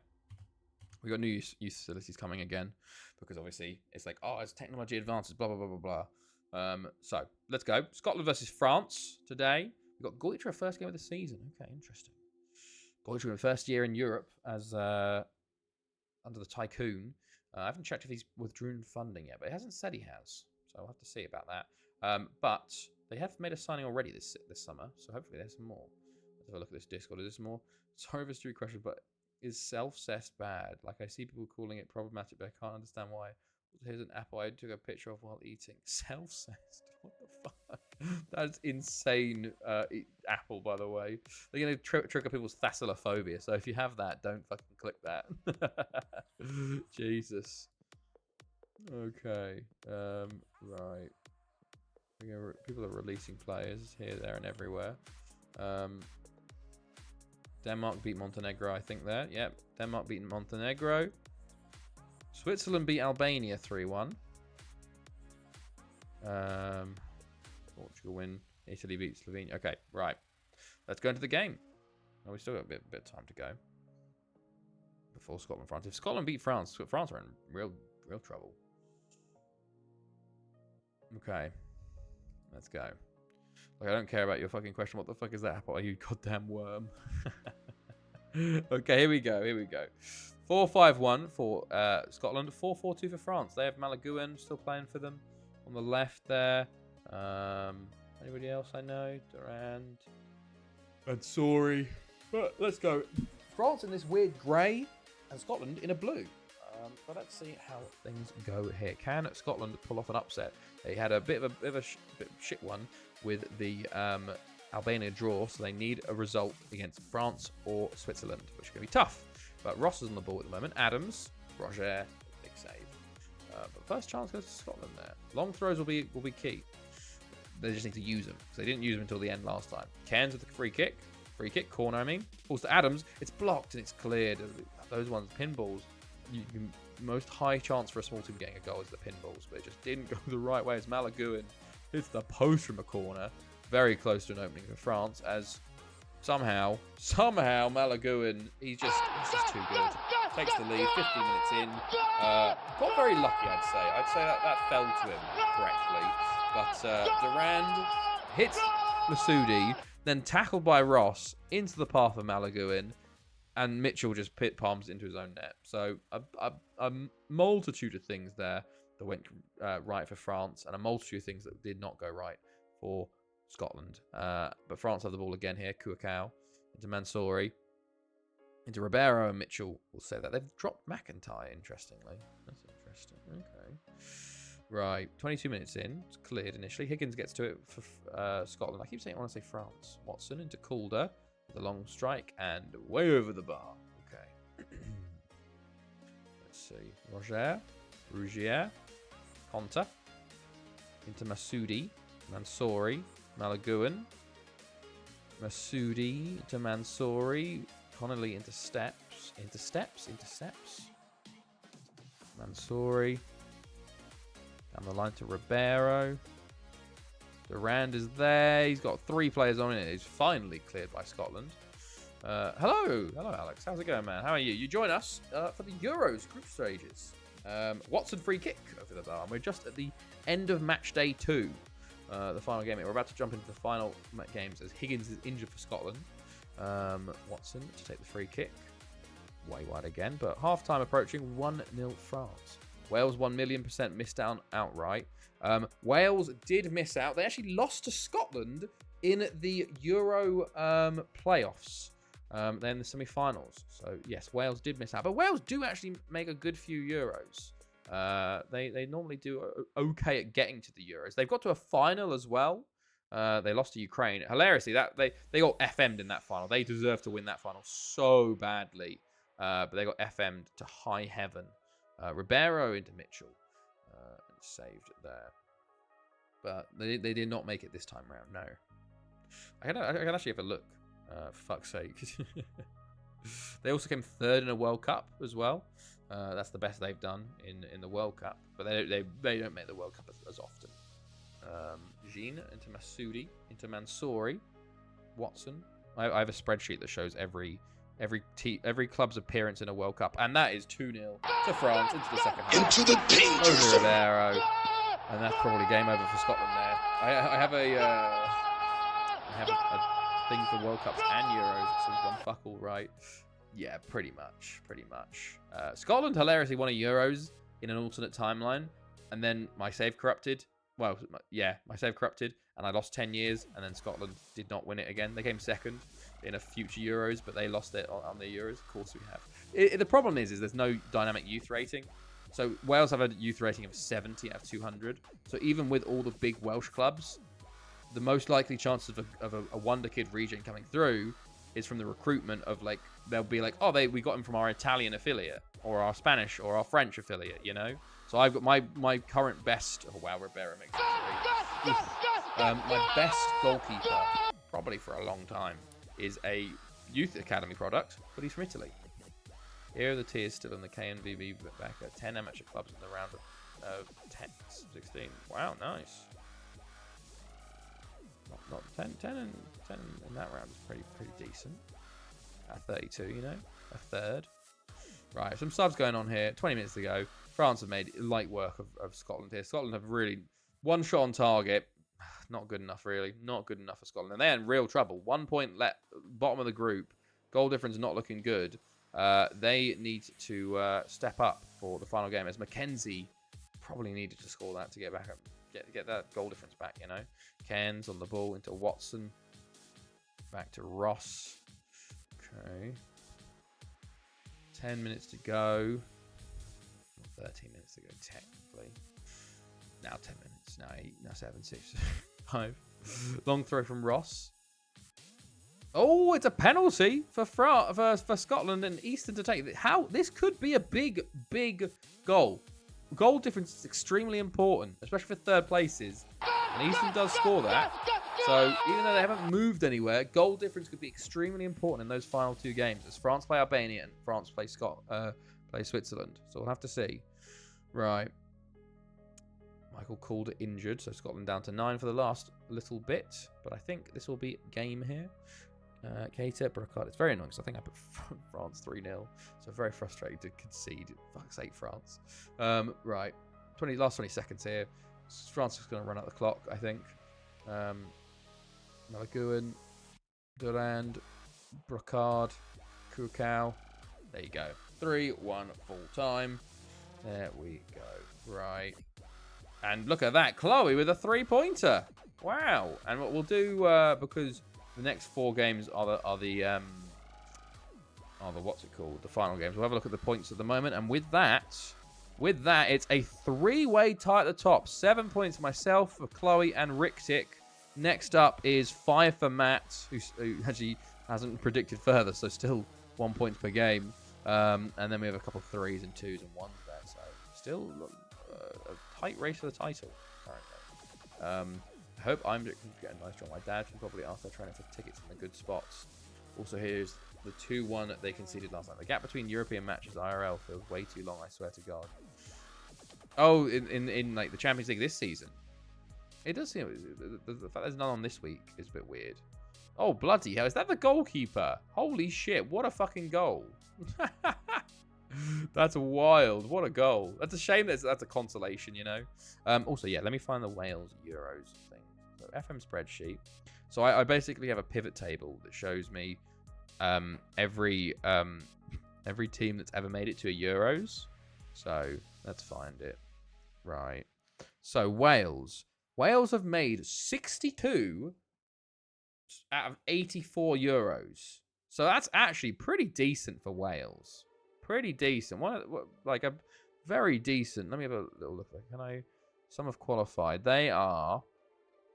I want to order by.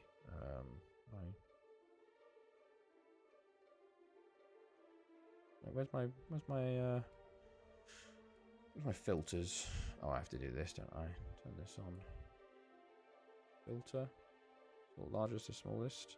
Oh, I didn't want to do that. Christ. That feels ridiculous.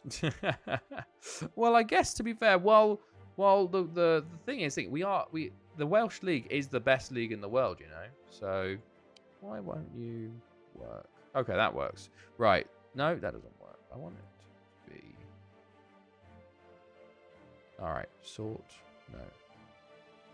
Sort. Largest to smallest. Why won't you let me sort by largest to smallest? What did I just do? Sort. Largest to smallest. Why won't you let me do that? It's weird.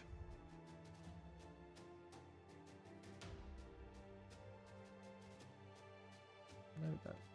Fuck's sake. I don't know why my fucking pivot table's broken. The World Cup one is also broken.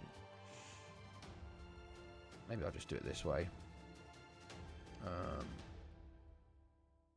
Filter. Largest to smallest. Expand the selection. Right. So 1, 2.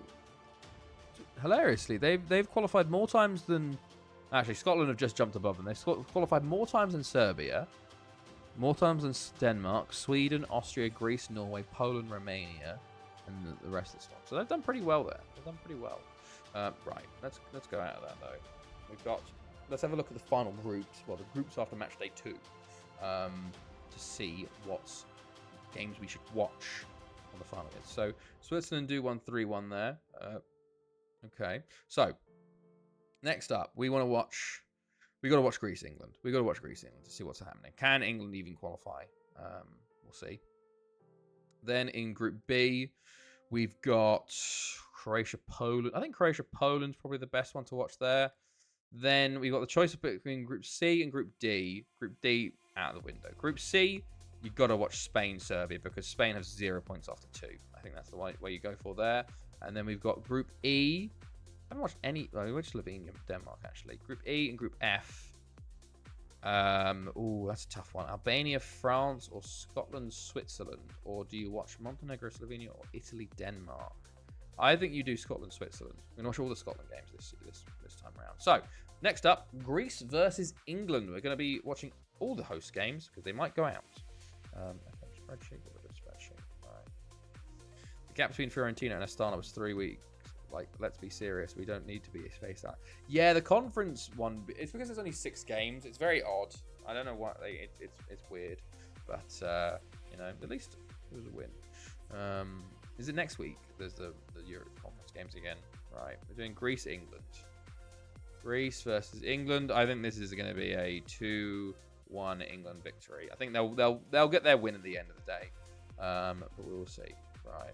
Oh, a new average attendance record for Goitra. Nice. And we got Penny Bont. Oh, Penny Bont won the Europa League. I didn't even notice last year. Fuck. Who did they beat? I missed it. Right, current season. Final. They beat Notts County in the final. They what? Look at this. They won 3-1. Look at that. That's amazing. That's amazing. Right, sorry. 2-1 on my head to bed. No worries, Ard. No worries. Right. Ard goes 2-1 for his final prediction. Nizzy goes 2-2. 7th. Okay. So next week. Yeah. Rick Tick goes 1-0 England. Notts County is qualifying for the Europa League. Yeah, yes, they did. I think they won the Capital One Cup. I think. Ponty, what you're saying as well. Also, Alex, if you want to get involved, we do predictions. We basically sort of 3 points for correct result, 1 point for correct team, 0. Blah blah blah. You know. Yeah. No, Notts County. Was it? What did they do last year? Well, the year before, I guess, is what we're looking for. They didn't do great this year. 7th. 3-1 England. Okay. They came 3rd last year, so that's why they're Europa League. 3-1 England. Right. 3-1. I'll put you in.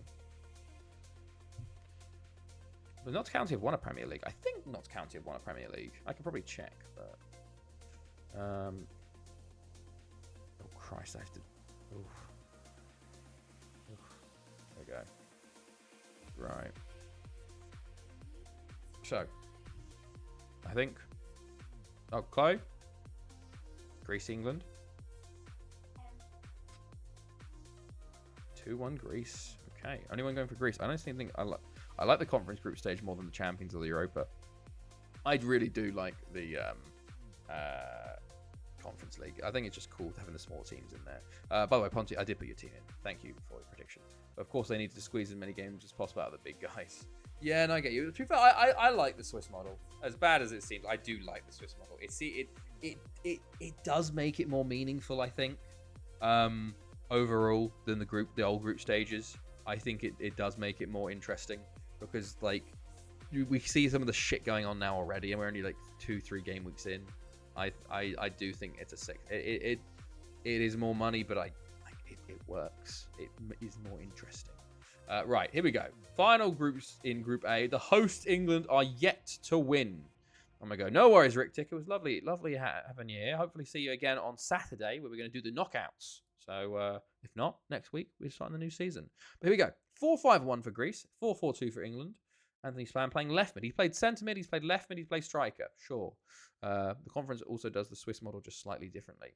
How does it do it differently? Just because it's six teams, or what's different about it? But we obviously have Czech Republic versus Belgium on at the same time. So we'll see how that game goes. Try and keep an eye on it. We'll be there. Good to hear. Good to hear. Have a good end of your week and a good evening, man. See you later. All right. Saronis. Kicks it straight to Span. Span into Smith. Smith plays it in. It's cleared at the back post, but Martinez. Maragos could be in for Greece here. Oh, it's a huge save. It's a huge save from Uche Chibuke. My goodness me. That would have been awful for England to be 1-0 down like that so early on. But wow, big save. Smith goes wide. 6 spots, 1 team from home. 1 team from each. 3 home, 3 away. Oh, yeah, okay. Yeah. No, it does do it slightly. But it's still the same Swiss model system compared to the old group stage system, you know? And I prefer like having a big league table. Like the big league table, I think, makes it interesting, I'd say. It does, just because like every game is like, oh, you have 1 draw and suddenly you've lost like 7 spots. Obviously early days, that's why, but it should be interesting. And Czech Republic have taken the lead versus Belgium, and Belgium have a red card as well. Wow. And England have given away a penalty. Greece to take. Melas. Oh my days. Melas steps up.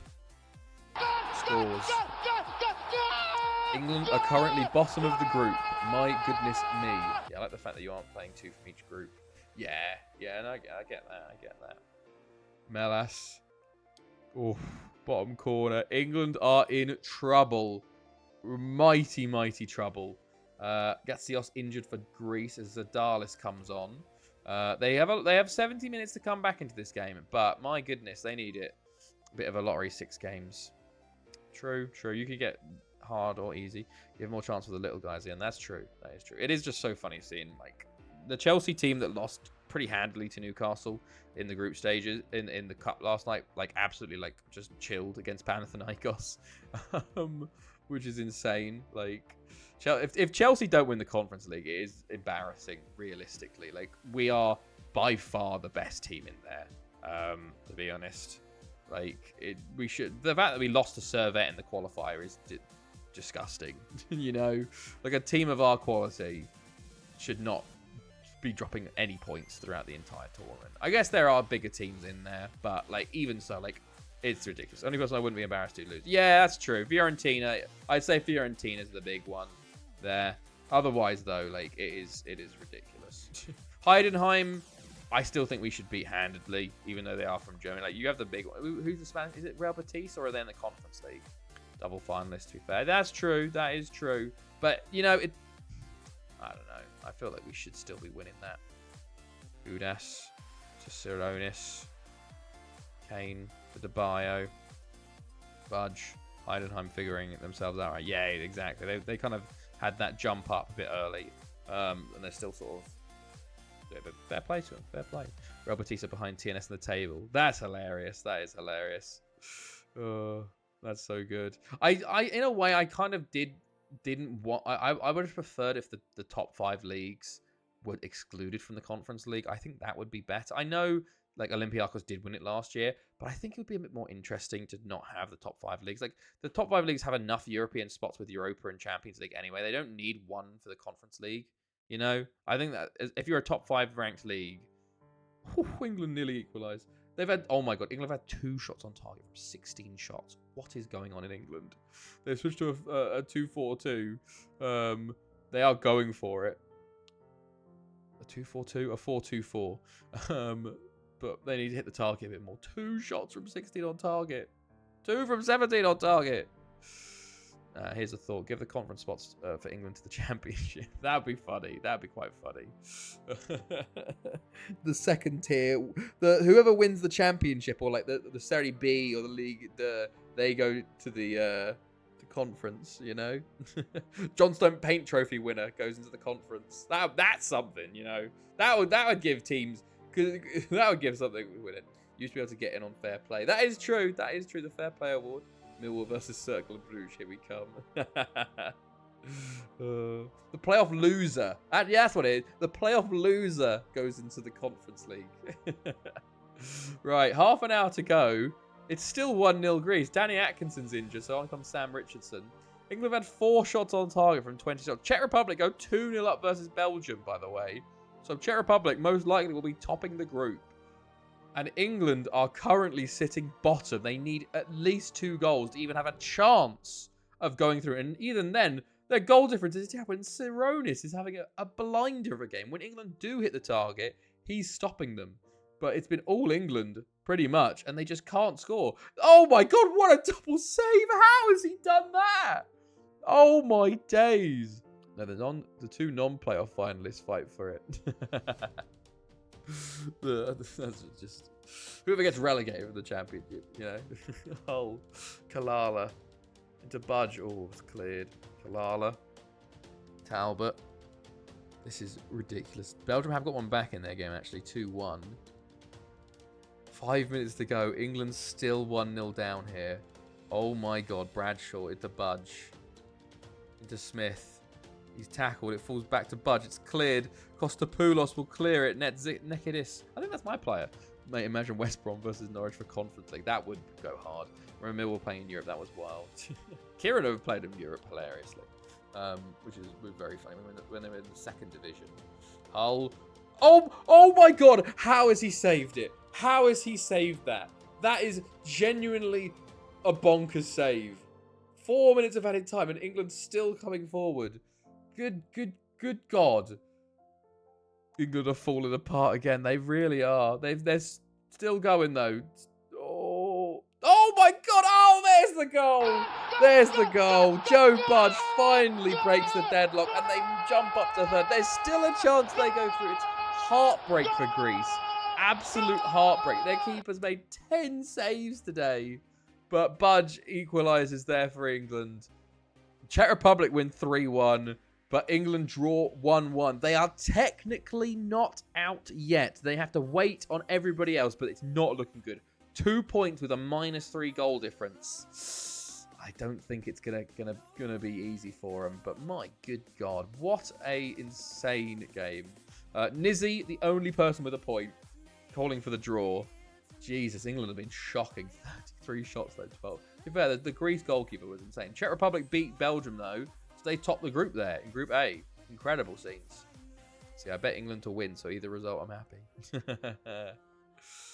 My goodness me. We will see. Right, so that's that. Next up, it is Croatia versus Poland for the final game of Group B. So let's hear your predictions for Croatia-Poland. So Croatia have actually won both their games, I think. No, did they draw? I think they won. No, they lost to Turkey, so they're 3 points. Poland are on 0 points. I'm going to go 2-1 Croatia. If England win, it's good for predictors. If they lose, I can be happy they lost. I normally do the opposite, where I bet on England to lose, and then when they win, I'm like, oh, that's good then. But honestly, I don't really. It's one of those things in FM. I don't really care about like my Chelsea or England, like how they do, because I'm like it's all fake, you know. If England do win, I'm like, that's pretty cool. Or if Chelsea win, I'm like, that's cool. But like if they lose, I'm like, I actually prefer England losing a lot, because I'm like, oh, it's a big team out, you know. One of the big teams is gone, because I always want in the major tournaments a small team to win. So in that game, I wanted Greece to win so badly, you know, just to get England out, get a big team out every time, you know. Yeah, right above TNS, Dinamo Minsk, Panathinaikos, Real Betis, Copenhagen, and Ghent. Amazing. Right, Ponty, Alex, what are you predicting? I think because Rick Tick and Ard have gone to bed. We're losing. We're bleeding our predictors. Right, I'll continue onwards to get to the game. 2-2. Okay, going for the draw. And 1-1. Double. Some draws. Pair of draws. Go. Right. I'm not talking about underwear. Right. 21st of June. Oh, Christ. There we go. Turkey versus Russia in the other game. So Turkey topped the group with 6 points. Croatia on 3. Russia on 3. Poland on 0. Everyone can still go through. So let's see how this goes. It's a 4-1-2-3 for Croatia. Kakic plays right wing here. 4-4-2 defensive midfielders for Poland. So let's go. Blue and red for Croatia. White and red for Poland. Who will make it through here? It's a fight for second. It's a fight for the. Technically, it's still a fight for first. Turkey, if they lose to Russia by enough, they'll finish second, you know? Early chance. Spisic. Free kick over the bar. Okay. Hour on the ball for Poland. Going forward now. Plays it forward to Sosnauka. Into Lis. Sosnauka. And it's cleared by Ivankovic. Brzezinski. Bosch. Hello, Eldon. Hi, strange man. Got any candy? No, I don't. I have a wrapper of a Kinder Maxi that I ate today. These are the goat. They're the goat, man. The Kinder Maxi, they're the goat. So fucking good. I'm addicted to them. How are you, though, Eldon? How's it going? You join us for the end of the Euros group stages. We're watching the end of Group B, which has been an interesting one. We're watching Croatia-Poland. How have you been, man? How have you been? Pukic on the ball. That was a lovely turn, but saved by Pialak in goal. 0-0 in Russia-Turkey still after 10. But good for your highlights already. Croatia seem more on top early. Stankovic comes in through the centre here, going, and it's a weak shot in the end. Easy save for Pialak. Right, 50 minutes. Janicki with a throw-in. Mrozek. Janicki. Halloween has been disappointing. No original costumes, like 25 kids and 7 of them dressed. Oh, shit. Poland penalty. Shit. Okay. 7 of them dressed in the same banana costume. Some dude just threw on a box. Oh, no. How old are the kids? Sosnauka to take for Poland, which is a big goal here would be. And he scores it. And with that, Russia jumped to second, Poland jumped to third, and Croatia dropped from second to fourth. This is how close it all is. Dude in the box was like a solid 18. I saw a couple of trick-or-treaters on my walk with the dogs, but in Kirin it's a bit hard to trick-or-treat, honestly. And not many people I've seen actually have any Halloween stuff up, so I don't think I don't think it's that big of a thing in Sweden. More kids 16 and over, to be fair. Oh, wow, okay, that's interesting. I didn't... Fair enough. Marko Kakic. To be fair, I actually quite enjoy the American way of, like, they really do go for it with Halloween. I quite like that. I think that's a fun thing, because I feel like in England, and oh my god, it was nearly 2-0. in England and other countries, and Europe especially, it's not that big. It's not really considered that big of a thing. And oh my god, it is 2-0. Auer with an incredible goal. Poland are winning 2-0. I had a group of 12 kids all chanting, "Give us food, give us food." Like, parents just stood there laughing. Oh, bloody hell. at least trick or treat, you know? At least got to do the right thing. I dressed as Tucker from Tucker and Dale versus Evil, and only one person in my entire house party had seen the film. To be fair, I haven't either on Civil. I haven't either. But I want my filmography ain't great. Croatia, now do your thing. Here come Croatia. Bukac, they're trying to do your thing, and it's a lovely block by Muzensky. My goodness. Still 0-0 Russia-Turkey, by the way. Okay. Sobiek going down the line. One kid was like, "Trick or treat, suck my feet." Then one next to him said, "Suck my balls." Oh my god. What the hell? How old were these kids? Jesus. When I did trick or treat in America, like you'd never do that. You know what was the best thing in America? So I was did it in America, and there was a guy on our street, and he was like 10. What the fuck? He was like an oil baron or something. Like he was #1 on the road. It was like, obviously it's America, so everything's huge. But he had a mansion. Like he had a gate. It was like a gate. He had a lake in his front garden, and you had to walk. It was like a 5-10 minute walk up his drive to get to his house on the hill. Huge fucking house, and he was giving out the big bars of chocolate. He had like hot chocolate stands up there, and the big bars, and it was like, oh my god, this is the most amazing thing. Like being 10 and going to a house and getting a big bar as your trick or treat. Oh, it was incredible. Yeah. It was very good trick or treating in America. Not as good in England, and it's also colder in England. Well, actually, New Jersey was pretty cold. I don't remember what I dressed. I dressed up as a wolfman. I think my mum's got a Facebook picture of me in my wolfman costume. Actually, I thought it was crazy. My uncle gives out Freddos. What the fuck? Freddos are a good one. I think Freddos are decent. You know, I'm like, to be fair, you need to buy. Hilariously, you know what? Celebration should do a Halloween box. They'd make bank, wouldn't they? Because all you got to do is just change the packaging and make them orange, or like maybe put one, maybe make one like an orange flavor or something. Freddos are like 20p, expensive little cunts.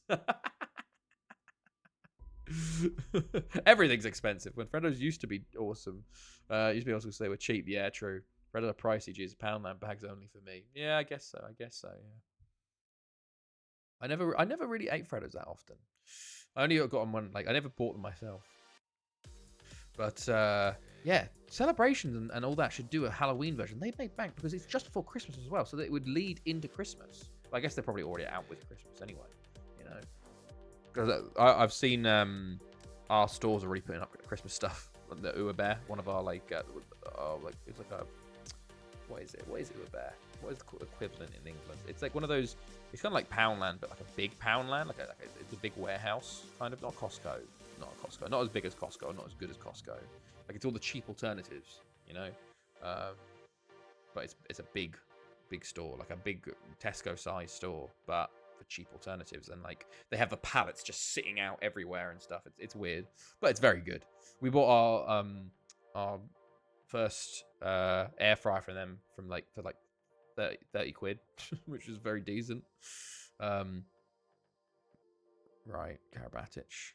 They had a recent. It was so bad. They what was it? It was a they were like, oh, these stuff is going out of stock, so they're not gonna be sold anymore. So we're putting them on sale, and it was like, I think it was a slow cooker for like 15 quid. And then another one was like a potato boiler for like 5 quid. And I'm like, Chloe, I want these. And I'm like, we don't need them, but I want them because, like, where would you get one of these for like 10, 15 quid? Where would you get a slow cooker for 10 quid? Kind of like Aldi, yeah, but they're not. It's a big Aldi, you know. B&M.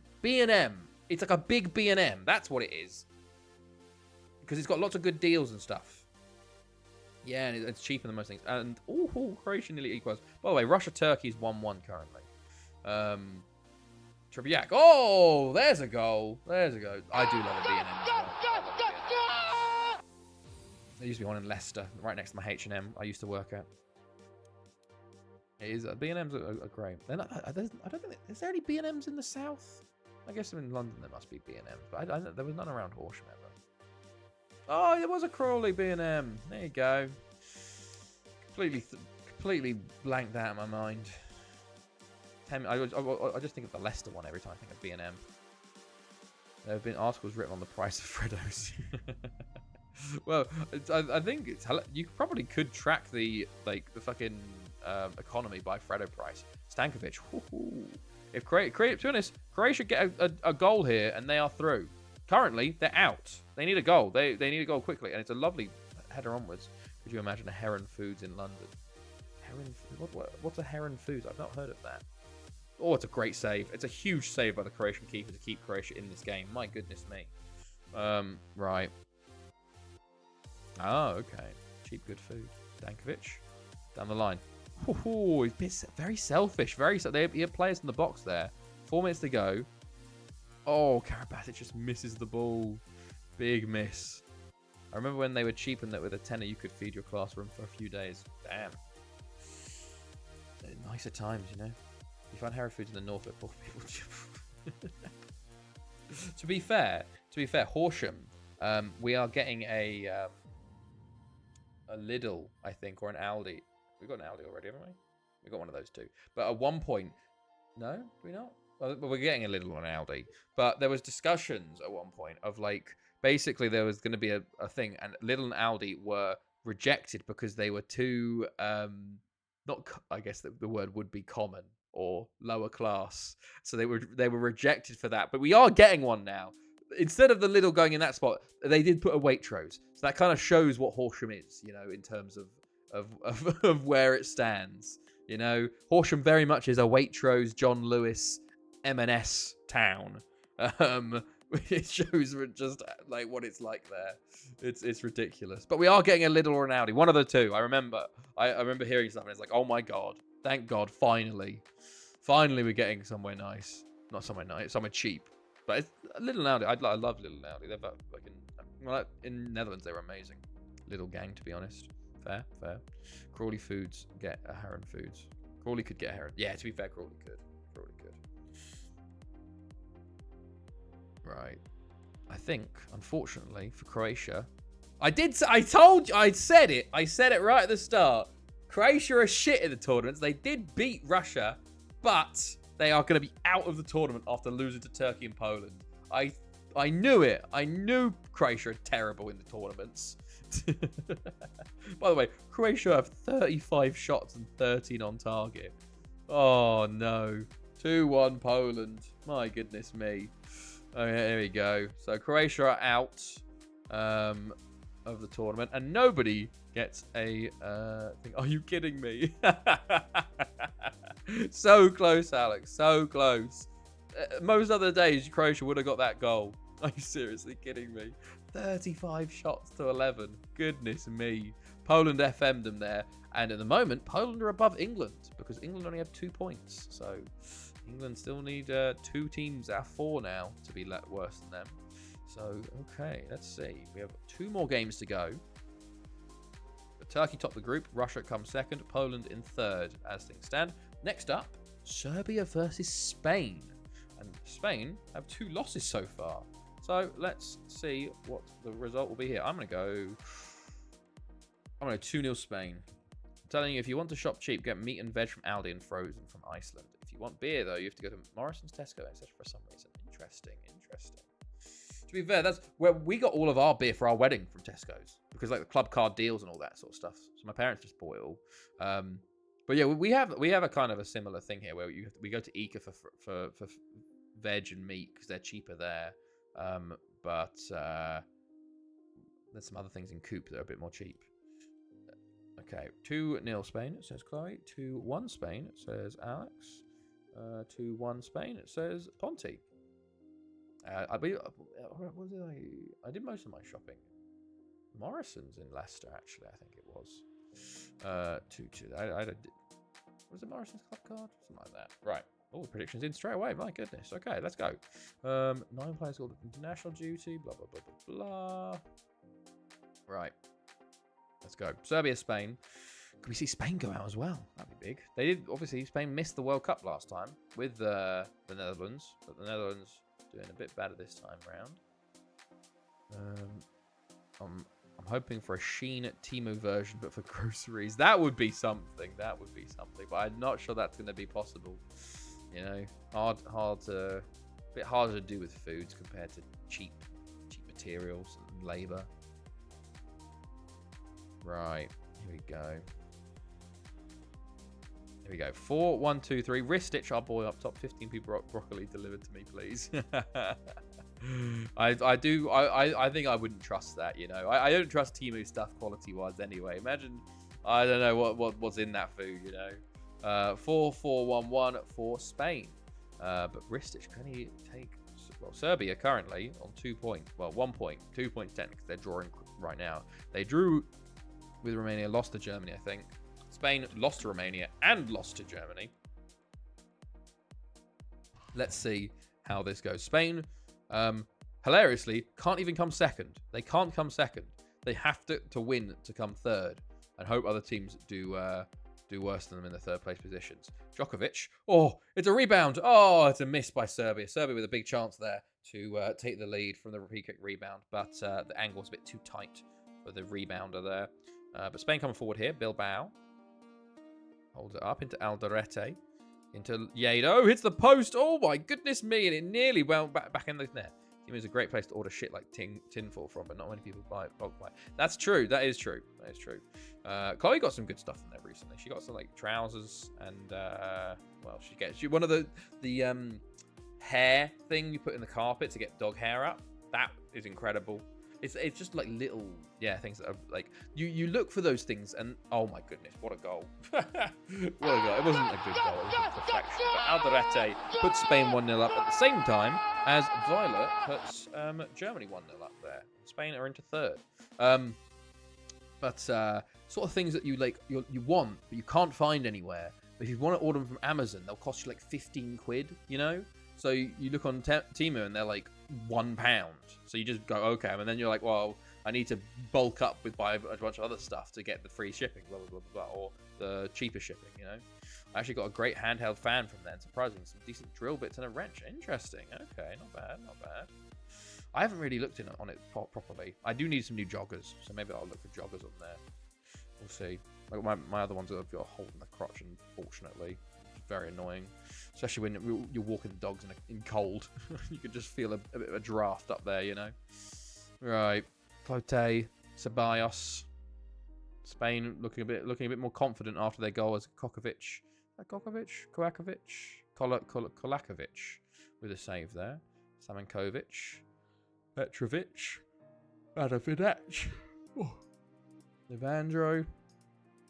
For Spain, the wrench came with a hammer the size of my hand for no reason. It wasn't even listed to come with it. I used it to break up ice in the freezer. That's pretty good. That's pretty decent. Right, half an hour gone here. Still 1-0 Spain, and Romania have equalised versus Germany. Marian Bum with the goal. Interesting. If Romania win, they'll be top of the group as well, which would be something. Bilbao. Into Yedo, and that's 2-0 Spain. Spain, they need obviously as many goals as they can to help the goal difference. So they're currently on 3 points, 0 goal difference. If they actually, at the moment, they would be through because they're better than England and they're better than Poland. So at the moment, Spain are through, unfortunately for us. We need Serbia to step it up and get some goals back. But I see Spain are just going to be cruising this one, I think. Bilbao into Yedo. Oh, Kolakovic with a big save again. Okay, Subasic into Ristic, who heads onwards. Right, half-time approaching. There we go. 2-0 Spain at half. Can Serbia come back in the second half at all? Or will Spain just hold on and qualify for the knockout rounds in third? I think a lot of big teams. This is how, like, Spain lost 2 from 2. World Cup, they'll be out, but in the Euros they can win this and come third, and sometimes they go on to win the Euros. You know, it's very very nice on big teams. The Euros. Vukovic into Nikolic. Oh, his one's deflected, but deflected out for a corner. Okay, Misic plays it in. It goes through everybody. No one gets a foot on it, unfortunately, for Serbia. Aldrete now coming back on the counter-attack. Bilbao. Apologies on the yawning. Clotet into Ceballos. Clotet again. Vukovic will clear. Okay. Zoran Vukovic, is he my player? And Bella from the corner. It's a terrible corner. Subasic will clear. Alderete. Out for a corner for Spain again. One more time. And Bella plays it in. It's cleared by Nikolic to Calvo. Alderete. Give me 8 years' time. This is going to be all Thanethi boys.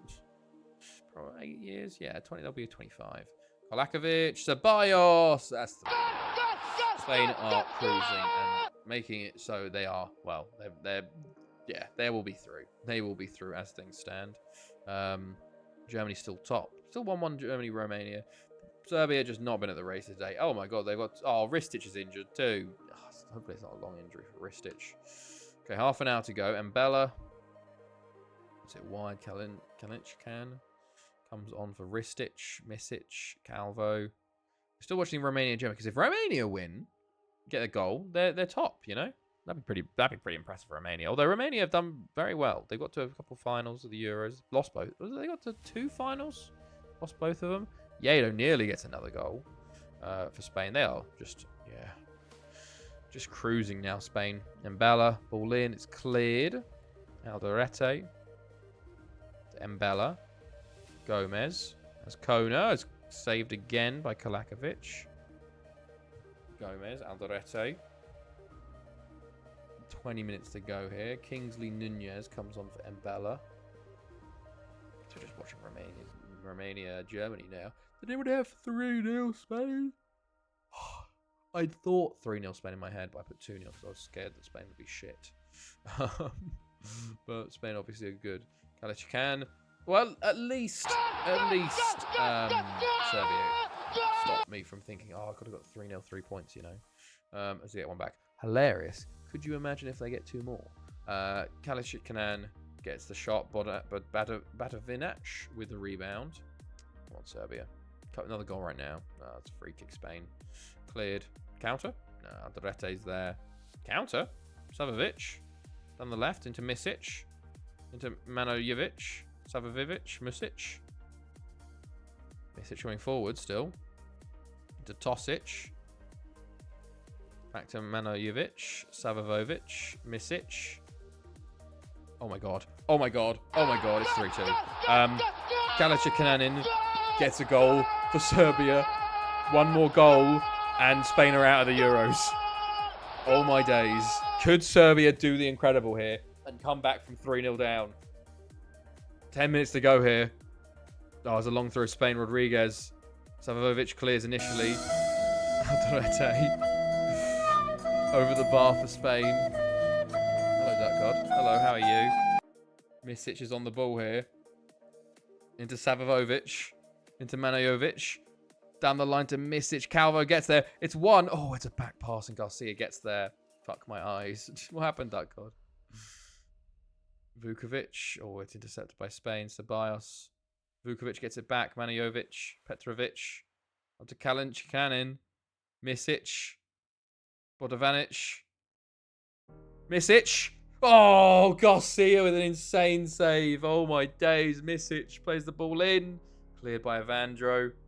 Been doing database. Oh, wow. Nice, man. How'd that go?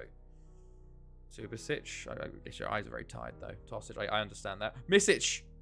Oh, my God. 3-3. 3-3 Serbia. And Spain are now going out. They were 3-0 up with 20 minutes to go. Oh my days, the absolute collapse of Spain. Oh my days. Wow. Wow.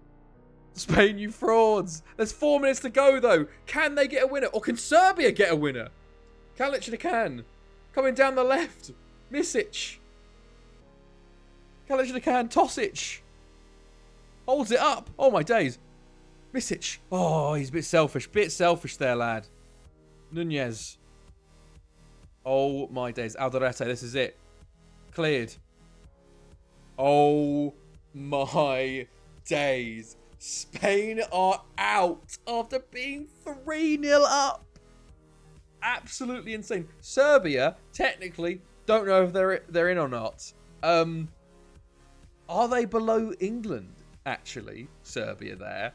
Wow. I've done less than 1% of minimum work I plan on doing, and I'm in. Oh, Jesus, Doug. Well, that's a lot of database editing you got to do. What are you trying to do? Memories of Spain versus Yugoslavia, Euro 2000. Did anyone have a draw? Did anyone have a draw? Oh my God, Nizzy, you're so close. 3-3 to 2-2. Wow. Well, I think with that, Poland are through to the knockouts. But holy shit, Ukraine beat Sweden 2-1 and Portugal beat Netherlands 2-1. Okay, well, we need to look at the last groups here because we need to see what's going on. But my God, that's actually bonkers. Actually bonkers that Spain have bottled that. 3-0 up. Oh my goodness me. Right. Oh wow. Oh wow. Okay, hold on. England and Serbia are on the same.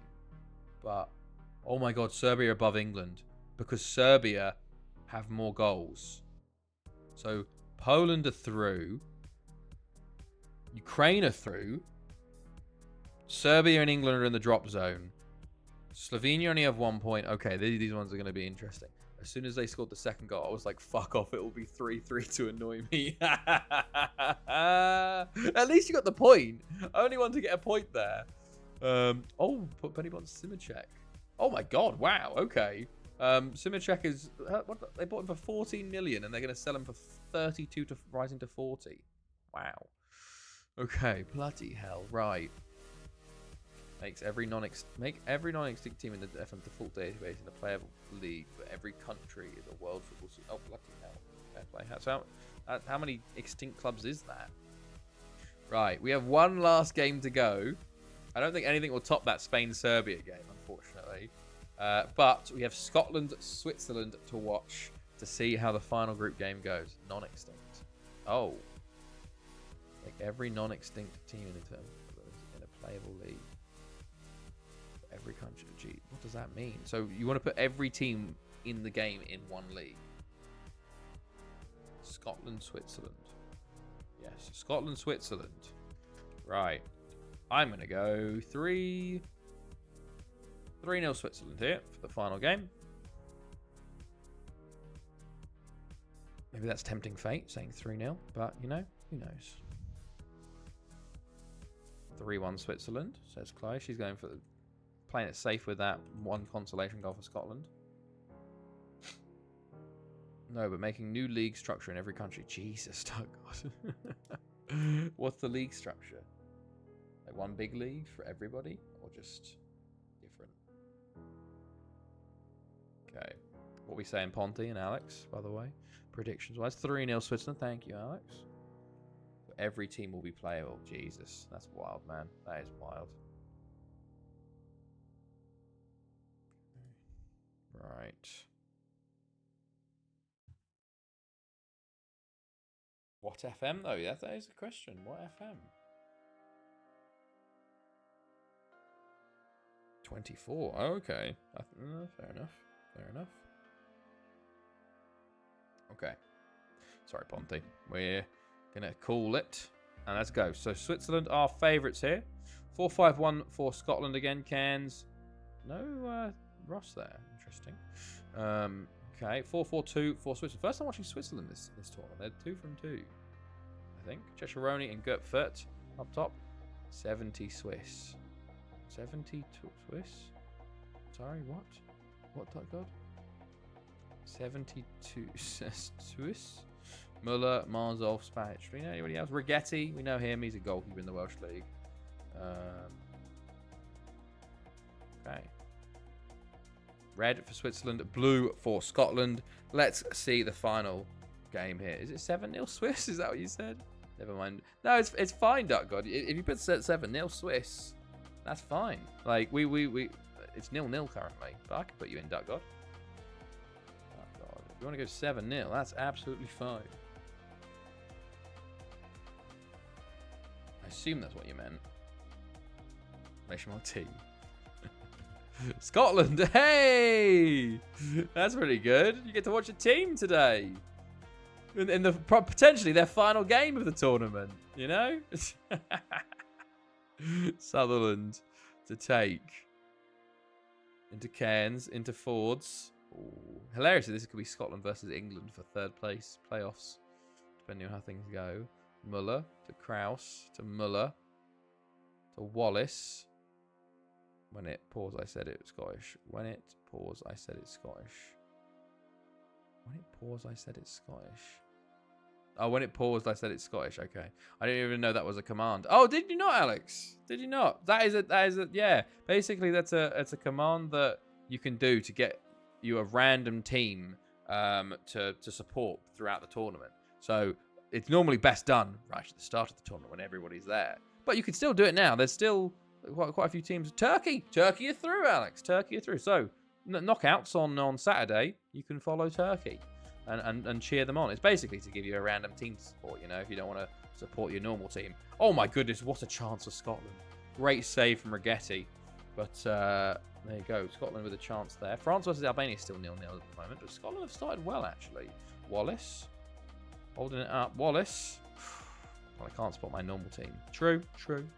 Exactly, so some people, normal teams, they don't want to support. Some people do, but also some of them aren't in there, so... It's a good chance. So it's literally just a random team generator for you. Gertfurt on the ball into Ceccheroni. Oh no, Ceccheroni, our boy, the Finetti boy. It's a lovely goal from him. It's a lovely goal. But not looking good for Scotland here. And Albania also 1-0 down to France. I was going to do on 21 as I know it's advanced well into the future, no issues in Russia player, but etc. and sounding not a thing, but I went with 24. Fair enough, man. Well, hopefully it. Oh my goodness me, Gertfurt makes it 2. It's too easy for Switzerland. Scotland have not been good at this Euros. Ceccheroni, lovely play from him, and Gertfurt finishes it well. But fair play, Doug. Hopefully, try not to destroy your eyes too much. You know, take breaks. Gertfurt, Ceccheroni. How's that not 3? My goodness. But at the moment, it's good news for England because Albania are in 3rd currently, and they're worse than England. So England need Group F and H to be worse than them. I think. So I noticed something after the new season. Apparently, we're allowed no coaching staff, recruitment team, and medical staff. That includes me, assistant manager. Not even any coaches. Jesus, Maccas. Why is that? What team are you again? Why have they got rid of all your staff? Oh, it's 2-0 France now against Albania. Finance bad. Marzolf. Oh, it's a lovely ball. It's a beautiful ball. Ceccheroni makes it 3. Hello, Narbs. How's it going, man? How are you? You join us for the final group stage game of the Euros, as Scotland are being absolutely destroyed by Switzerland. Well, actually, the stats are quite close, but Switzerland have Gertfurt and Ceccheroni up top, and they are very good. But Cairns on the ball for Scotland. Ellis, Higgins. Can Scotland get one back before the half? Wallace, wide.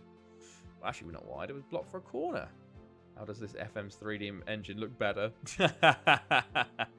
I do think it's hi, hello Nobs. How are you, man? How's it going?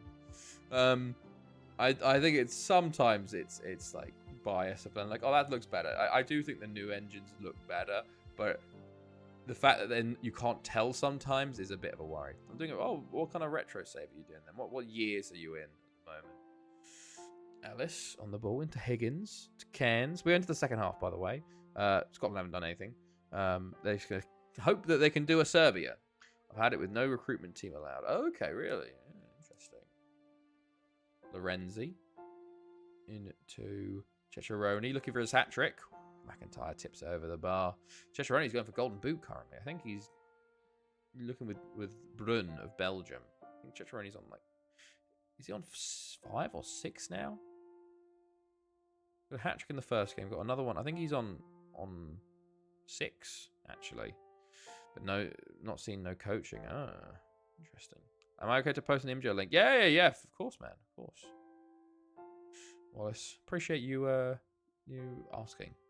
Doing 2007. Oh, okay, that's an interesting one. What FM is this on? No, it's on 24. All right, let's have a look. Oh, hold on, let me pause. Oh, it's all spooky season. Exit. Right. 5 coaching staff, 3 recruitment, 2 medical. Oh, and it says 1 of 0. 1 of 0, 1 of... Well, at least just don't get rid of them, basically. Don't get rid of them, and then you can keep them at least for the moment. Who are you managing again, Marcus? Oh my goodness, that was nearly an incredible shot from Higgins. Right. Cairns, corner, FM24, yeah. Oh, nice. Who are you managing? Oh, yeah, CSGO. Yes, apologies, Marcus. That's so weird, though, that... Oh, my God, Higgins. Actually, gets to go back there for Scotland. That's so weird that you've gone up from the 4th division to the 3rd division. That's in Romania, isn't it? Romania? Was it Romania? But you've lost your staff members. That's weird. Maybe it's something to do with finance, or like you have to do something because you've gone up the leagues and then suddenly it's triggered something. I don't know. That's very odd. Bolton. Oh, 2007-8 Bolton. That'll be a fun one. Yeah, that's very odd. Very odd. Is the did they say why they got because was there a message to say you've lost staff positions or something like that? Scotland pull a 3 goals back. Okay, France have had a red card in their game, by the way, which would be interesting. We've got 25 minutes left in this game. Serbia came back in a much shorter time, to be fair. Higgins, Watson, no message either. That's really weird. Maybe it's a glitch. To lose them all, you know. Higgins, trying his luck again from range, was saved by Ragetti. So Switzerland probably sitting there very worried, looking at what happened with the Spain-Serbia game. 20 minutes to go. Cairns with a throw-in. Kenzie. Watson. Ragetti. Something to do at the end of the FM15 stream. What is this? To appease the people who thought the game was too long, an alien isolation mod trimmed the campaign led down to 12. Oh, wait. Oh, my God. Hold on. Scotland. Alert 3. No worries, man. No worries, mate. Sign a few players. Nice. Who'd you sign? Easton's made it 3-2. Are we going to see our second 3-0 comeback in this group stages? Meanwhile, France go 3-0 up. Switzerland desperately trying to get a 4th goal to stop this curse. Ceccheroni. Oh, okay. Scotland won't be able to do it. They won't be able to do it. Ceccheroni for his hat trick. Wins the penalty himself to stop this comeback for Scotland. He steps up. Taking his time. If Scotland come back into a 3-3, man, I swear to God. Oh my days, there's a highlight. Oh my God. Oh, Mackenzie, you idiot. Why did he head it? Why didn't you take it down? Why didn't you take it down? Like, you just had to control the ball. Oh. God. Marzolf. Shola Amiobi and Timu Taino. Wow. Nice. Ceccheroni. Oh, McIntyre saves again. We've had 5 clear-cut chances in this game. 5 minutes to go and a Runa Kone. Is it Runa Kone? I assume that's around. I assume that's a thingamajiggy. Oh, and Scotland will not be able to make the comeback. There we go. 3-2. Full time. Sign Zaki. Right. 3-2 there for Switzerland. They nearly made the comeback. At 1 point for myself, Chloe, Axel, Alex, and Duck God. There we go. Bruna. Yeah. So, after the group stages, we're currently sitting at myself and Chloe, power couple, at 8 points each. Rick ticks on 7. Nizzy, Matt on 5, and then we got a few 3s, 2s, and 1s. Now let's go look what happened in the rest of the group stages. Let's see. Also, I need to look at that thing. What is this? 40. A modder has changed alien isolation to 45 seconds. 46. Let's see. Publish mods for 10-year-old game system market. Remember the triumph, blah, blah. The modder published a mod to pacify, where before it might have taken 28 hours. File is impossible campaign mod brings the story to conclusion in less than a minute. Are you happy now? Thankfully, I've not downloaded Alien Isolation. I reckon you could do it in 40 seconds. I could, but thankfully I don't have Alien Isolation downloaded. Maybe I'll do it, but I still think it would scare the shit out of me. 46 seconds, you know. Italy beat Denmark. There we see. We're just doing. I think we're going into the resetting the Premier League season, which is why this is taking such a long time. But we will see what happens. Oh, and Slovenia beat Montenegro 2-0. Interesting. What happened with Denmark? It's intense. I can imagine. Maybe I'll. Oh, no, I was going to watch it on stream, but I don't know. Done for copyright. Switzerland do top the group there with 3 wins from 3. France second. Scotland third, but with 1 point. Right. Let's have a look though. There's the Premier League reset. England knocked out of the championship. Okay, so that kind of spoils it a bit. Slovenia come third with 4 points. So that's Scotland and England out as the third place teams. Let's have a look at that. Longest time played until completion.